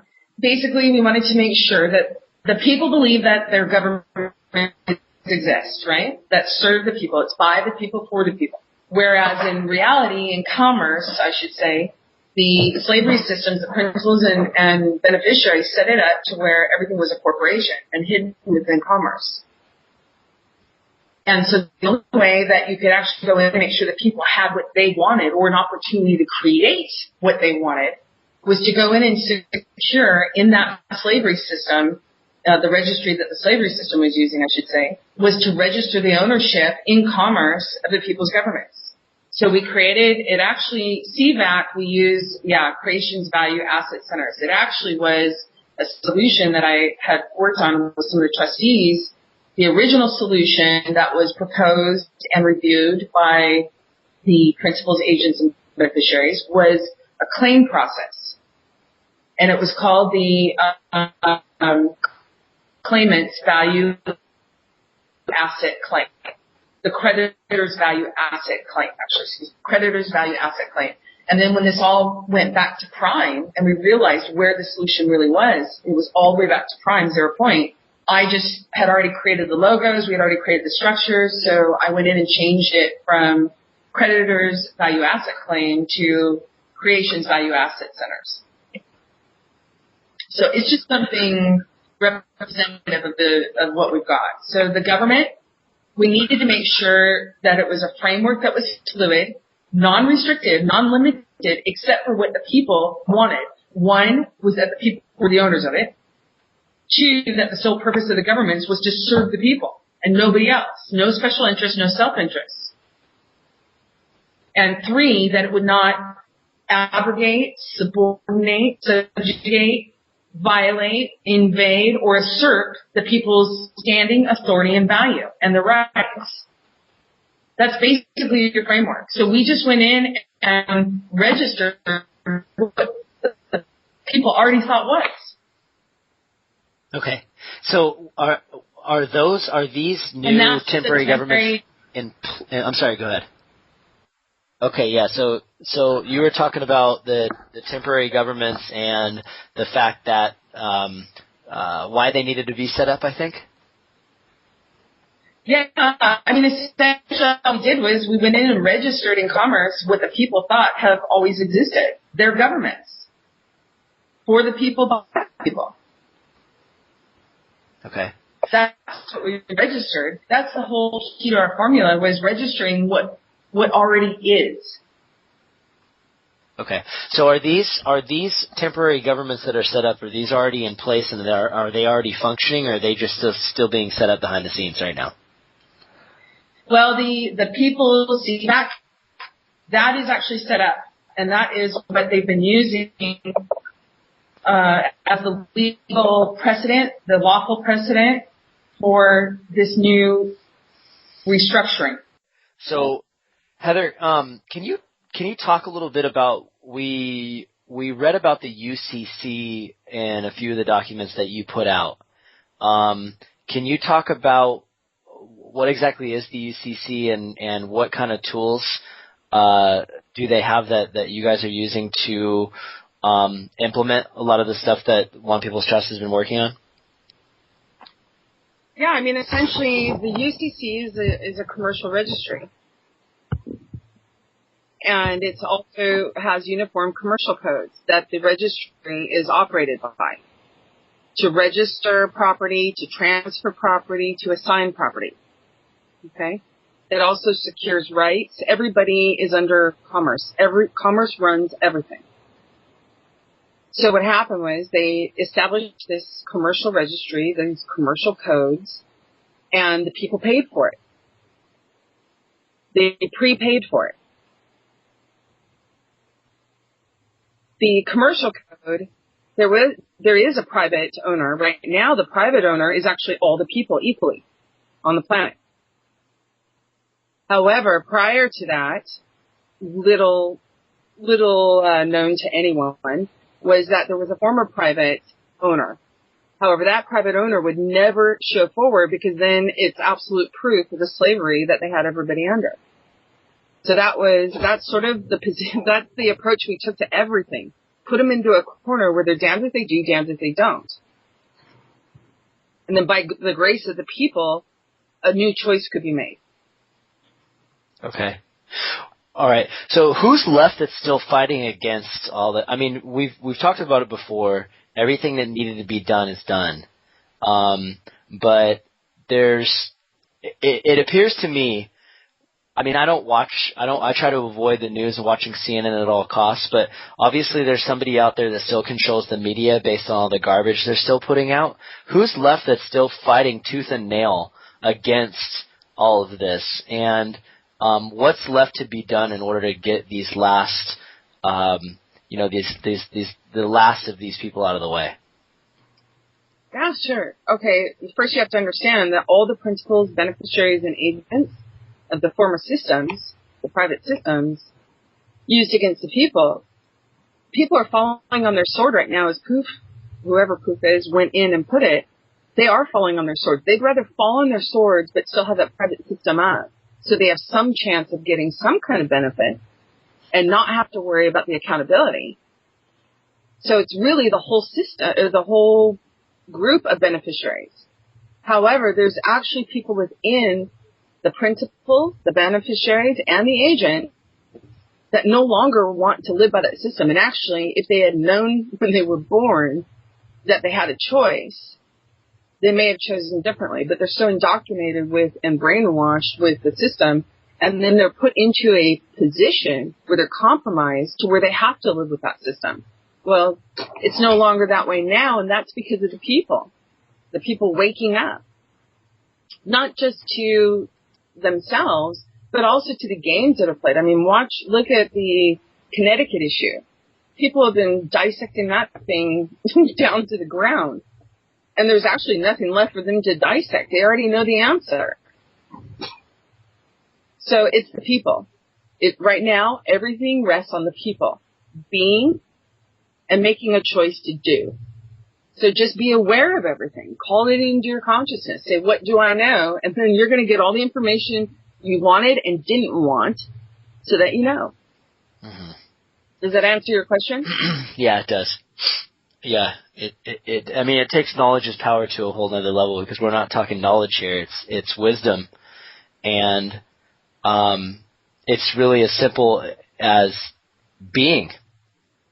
That's it. And and you're reading your emails back and forth. I mean, if I had $1 for every time that the word being was in there, I probably wouldn't need my 5 billion. But you'd actually have way more. But it's so true, and we talked about it a few minutes ago, and we'll make sure that's included in the call. Is the spiritual aspect of this whole thing is so tremendous, and it's really what creates the foundation for all of it to even exist. Because the people don't. They never have had to answer to anybody. You said in a conversation that we had the other day is, did these people, they didn't come out of the womb with flags on their butts, I think you said. And they never signed a contract that said they had to answer it to anybody. So everybody really only needs to answer to themselves and to their creator. There is no, everybody else that's been put in the middle of that to create this illusion, is simply that. It's just a part of the illusion. So when you talk about this from a spiritual standpoint, where we're headed in that direction where the foundation has now been set for everybody to step into the power of who they truly are and be the nature of the essence of what they are at their core, which is soul and spirit, right? Right. So that's the core. That's the prime. And that's the prime. That's what they can't rebut. Yeah. I'm getting a question from American Kabuki right now on Skype. It says the CVAC document mentions 500 million per person. Is that a separate sum? 500 million. In order to get the temporary government up, you got to have some kind of backing, right? Right. So out of everyone's 5 billion, plus almost every person on the planet except for what they refer to as the cabal has an extra 5 billion in gold and silver on top of that. So it really is 10 billion. Well, you got to have some kind of funds to start your government, right? Right. So 500 million from every person on the planet was appropriated to be able to fund their government so that they could go in and start the repossessions. They could go in and start the systems of treasury, the systems of protection, the systems of education, technology. You got to have something. So 500 million was just the number that we chose. It can always be changed by the people. Okay, so 500 million was for what they allocated out of their holdings to start their systems or to have their systems run that they always thought were running. So this is for the organic government. Yes, but I had to register we had to register their government in a commercial system in order so that the old commercial system couldn't run anymore. Okay, got it. So this is the one that's taking hold of the assets of the old government. This is the one that collapsed all the other corporations operating under the guise of government. Okay. However, this is, like I said, temporary so that the people could actually establish the organic governments, if any. So what we're removing the legal fictions, right? Yep, absolutely. We had to collapse the legal fictions by stating the legal fictions as the property and ownership of each of the people individually and collectively. Okay. Equally. Got it. I got that. Okay. That makes sense.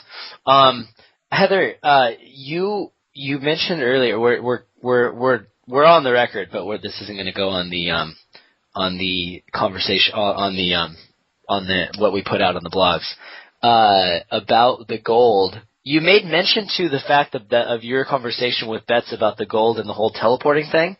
I mentioned asking you about that the other night. Are you going to? We didn't. I mean, that was the most out of everything that I read. That and the communications back and forth about the whole Sheldon Idle thing, and the council meeting was the two things that floored me the most. But I didn't ask you at all about it yesterday. I don't know why. Are you going to tell us the whole story? The whole story with that, or?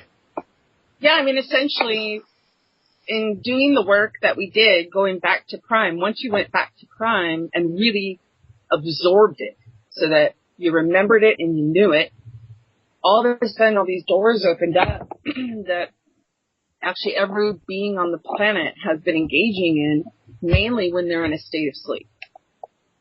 So I was able to see the universal contracts of the true being of each and every person. And that's what actually helped me understand the different roles in trying to figure out how to establish the framework for the system of accountability. Okay, because I'm sitting in a courtroom where a judge that is so dirty because they're taking bribes or because they're participating in the enslavement knowingly and willingly, that how do you have a person like that sit there and judge somebody else for what they may have done or didn't do? Okay. So I had to be able to go back, and so I asked to remember what I knew. And all of a sudden, all this information started to come forth, and I was able to, you're right, I don't sleep. Because when I'm sleeping, I'm still working, but in a different area. And I'm actually remembering what's done. And I'm actually consciously there and setting forth what I want to set forth. So it's basically almost a fusion of every part of your being in every existence of creation's universe. So, you know, you hear about multiple yous, right? It actually exists, and it's the same basis, as above, so below, as below, so above. And they've used this template to establish the slavery systems because it's something that inherently inside, within us, resonates in order for us to absorb it and accept it, whether it was knowingly or unknowingly. So when you go in and you start to ask yourself, what do I know?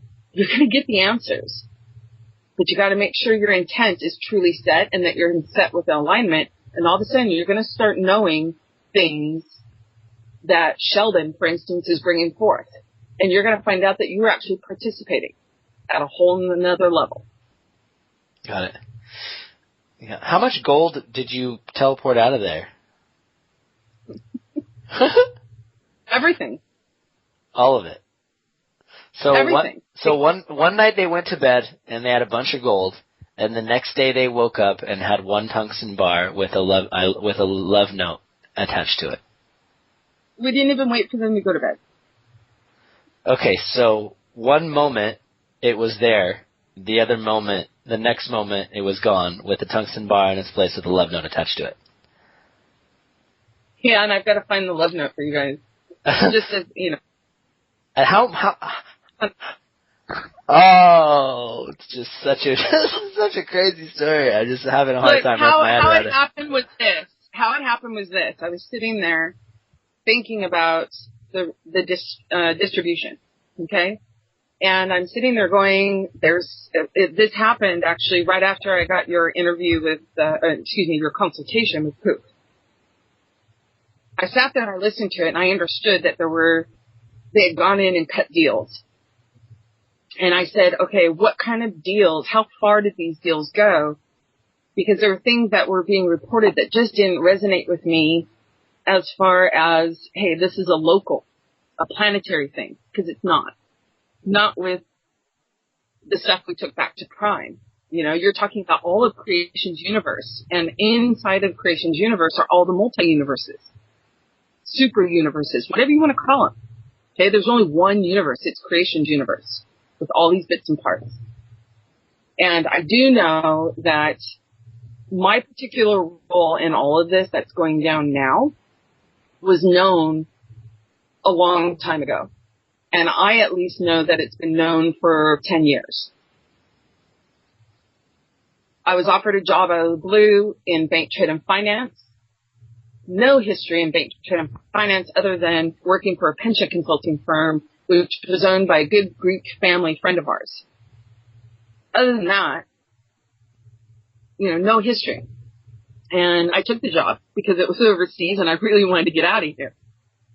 And as I looked at the opportunities that were set up, and then I was actually steered and told to go take the job with the prosecutor's office in order to assist with a bigger plan. All I knew was I was supposed to go to the prosecutor's office and establish myself and do really excellent work. And that's what I did. It wasn't until after I was done with that and went back into bank, trade, and finance that I figured out what the purpose was. And so here we go. Here it unfolds. That's why I was able to do the job I did and use my house as a test case and go in there with the confidence that I had. Sure. And the lack of fear. So when I go in and I'm looking at all this stuff, you will all start to remember who you are, not just here, but as at the core center of source. And that you've actually been playing multiple roles in multiple universes. And you have access to that knowledge. You got to accept it. Yeah. That's mind blowing. I keep wondering when that will happen, and but yet it keeps coming in bits and pieces, And that's how it usually comes. It builds that. It's sort of like how collective conscious works. Everything sort of inches its way, right? So at one point they say you can live to be 35 years old. Okay, I expect to live 35 years old. All of a sudden you have someone live 40 years old. And then all of a sudden the age limit moves to, let's say, 45. And it inches. That's sort of how this part works as far as the acceptance of who you are. Look, I just know that I am in so many different parts of the universe. I accepted it. I knew it from within. I may not know the mechanics. I may not remember the different parts, but I just know that that was absolute truth for me. So I accepted it. And then at that point, I chose, with absolute responsibility and liability, to remember all of it. And that's what's been happening, and I've been speechless more this last week than my entire life. Is that just the inability to talk, or just something like being awestruck? I literally could not form sentences, no matter what language I tried. Okay, I couldn't form sentences. I had a real hard time focusing because I wanted to. It's like reading a book. You really get involved in this book and you just can't put it down. I go and I hide in the bathroom from my kids, from my husband, from many responsibilities. But God, I've got to read the book. Got to finish it because I feel it within me. That's the only way I can describe it, and it doesn't do justice. Okay, and you get so absorbed with this that all of a sudden you see the irrelevance of everything. Yet you see the beautiful relevance in the irrelevance to get you to that place of knowledge, that place of knowing. It took every irrelevant for you to get to the relevant. So I understand this veil now of forgetfulness. And I actually dealt with that in November, and we filed it in December. Caleb and I were the only ones that chose to because it just didn't resonate with Randall. But Randall's older than us, and he has a different paradigm paradigm parameters that he has to deal with. Just in the mechanics of it, okay? But it's still the same kind of thing we have to deal with. And I made a conscious choice. I knew it only took one, because we're all one anyways. We're all part of self of the creator. So it only took one. However, Caleb stood up and said, hey, I know this to be true. And he signed on it too. And we were able to do something and register it in there that reset everything, gave everyone a chance to make a different choice and ledger out their liabilities from their past choices. Grace. Absolute grace. We called it the grace mandate during this last part of this phase. So Heather, we've covered a lot of ground today, obviously, and I can't thank you enough for your commitment and service and years of blood, sweat, tears and absolute truth and effort that you've put toward everything that you've done. And I know that the work is just getting started. There's going to be a whole lot more to do. And people, like we talked about with Dee earlier, they're going to want to know what they can do to help.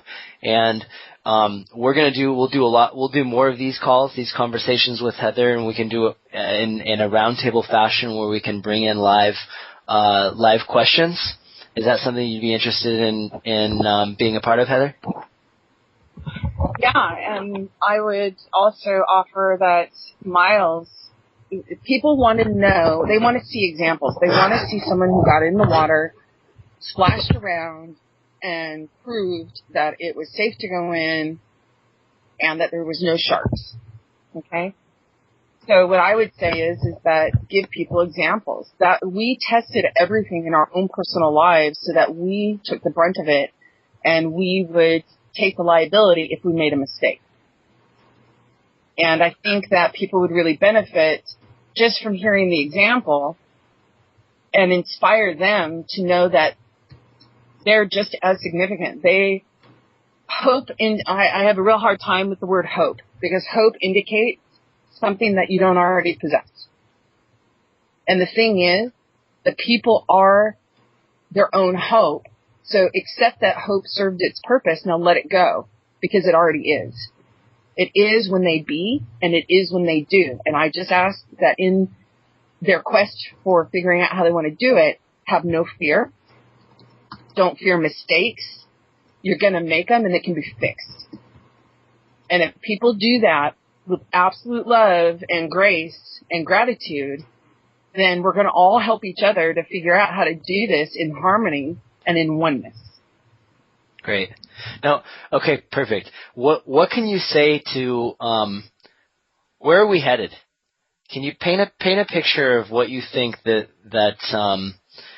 what people have to look forward to? I mean, obviously, we've already talked about it. A lot of the changes have already been implemented. This is the reality that we're living in now. But what do the people have to look forward to as far as how this world is going to be different from once the freedom is totally and absolutely removed? The slavery systems have been totally and completely removed. What's the world going to look like at that point? What do people have to look forward to? I'm trying to avoid using the word hope here, but what should people be excited about? First off, have no expectations because most of the expectations will not match what they experience. It's actually going to be something they cannot fathom right at this moment for most of them. Some can, and some have seen it. Some have actually experienced it already. And at this point, when people stand in responsibility and liability, it changes how they function. And it changes what you can understand to actually be happening. So, Brian, you would act differently if you knew that we were sitting there watching every step, right, that you make, as opposed to just being in a room by yourself and not being held accountable to anyone. That right there is a ground shaking element to everything that's being done, because now at this point people feel safer. They start trusting, and there's no need. Distrust is going to be removed from their verbiage. Hope is going to be removed from their verbiage. Need, want, those are all words that indicate they don't have something yet. And they're going to start realizing they already have it, and they actually had it all along. So you're going to have incredible new architecture. You're going to have incredible new agriculture systems. You're going to have incredible new amounts of creativity and invention going on. So would free energy be included in that, Heather? Yeah, all the free energy stuff has been shelved. I mean, when people would bring those kinds of inventions in, and a lot of them were inspired from a whole different part of the universe, creation's universe. And when that technology started to show up, people needed funding for it, and the banks were able to go in and maneuver. I mean, I can't tell you how many times I heard stories, and then actually had to help some people with Rumsfeld going in and taking those particular inventions and then either buying them out or making it so the person was in jail and their patents would run out. So all of that stuff is sitting there, and you're going to have free energy. You're going to have no want for healthy food. People are going to end up having these magnificent gardens in their own home. The whole system of how we live is changing. The whole system is going to be self-sustaining. It sounds like there's people that are behind the scenes working around the clock tirelessly to make sure that all of these things are in order and in place to go live when a lot of this stuff comes out into the open. Would that be accurate? Yeah, it's already ready to go. It's actually been ready to go for, at least I was made aware of. It was ready to go about 4 months ago. And that's why we needed to make sure that the foreclosure was done and that there was an opportunity for them to come in and basically say, no, that's not how it is. They never did. So the foreclosure is done and set. That was the end of October. So once November hit, it was a matter of, okay, what tool can we use to be able to bring this in? So that was the importance of securing the government, the people's government, to the people, so that they could have the tools to go in and do what they need to do without a legal recourse type of action from the powers that were in these purported courts. So everything's ready to go. And at this point, it was a matter of disclosure, and it naturally happened. This disclosure really naturally happened. This is just the start of it. And it's so that the people have an opportunity to go back and look and say, wow, we were so disappointed that certain dates didn't meet our expectations, and yet they're going to find those dates actually did happen. They had to happen quietly, though, in order so that the powers that were couldn't use old methods to discredit or bury them before they were actually finished. Got it. So, because you everything had to be quiet, or else the information will be too. If it were out in the public, then the people that were working against it would have a greater ability to defeat some of the stuff that had to get done. Is that pretty much how the way it went down? Okay. We did this so quiet behind the scenes. The only ones that knew were the powers that were. And we experienced really severe pressure. Really severe pressure. And I can't even imagine what it would have been had we even tried to go public with it. And we would have been so spread thin trying to go public with it all that it just wouldn't have gotten done. So I'm really happy, actually, really satisfied with the way that things were done. People are now going to have the opportunity to see that it was actually done. And then all of a sudden they're going to say, wait a minute, we're ratified. And not only that, but the people that actually went out and gave that information, believing that information to be true, are now going to be vindicated because it actually was true. And now you're going to see that the military, what did you call it? The light military? I can't remember the term you guys used. The federal marshals? Oh, the positive military group. No, the positive military. You're going to see that they've actually been moving for a couple of months now, getting into position, at least since September. And it's just this symphony, this magnificent divine symphony that's being played out so that people could really have a chance to make different choices that were in the former systems. Some of them are checking out, and you're seeing them right now. You're watching it happen. You just don't know the context that it's happening in. Yeah. Well, I'm going to go out on a limb and say that we have a lot to look forward to here. But I think that from the gist of what you're putting down, and gosh, so much of what I've learned from you over the course of the last couple of days is, the more that we can stop worrying about everything that's happened and stop trying to anticipate or create some expectation for the way it's going to look like sometime in the future, that it's in everybody's best interest to start living in the moment and be this change now, like Gandhi said, that we want to see in the world.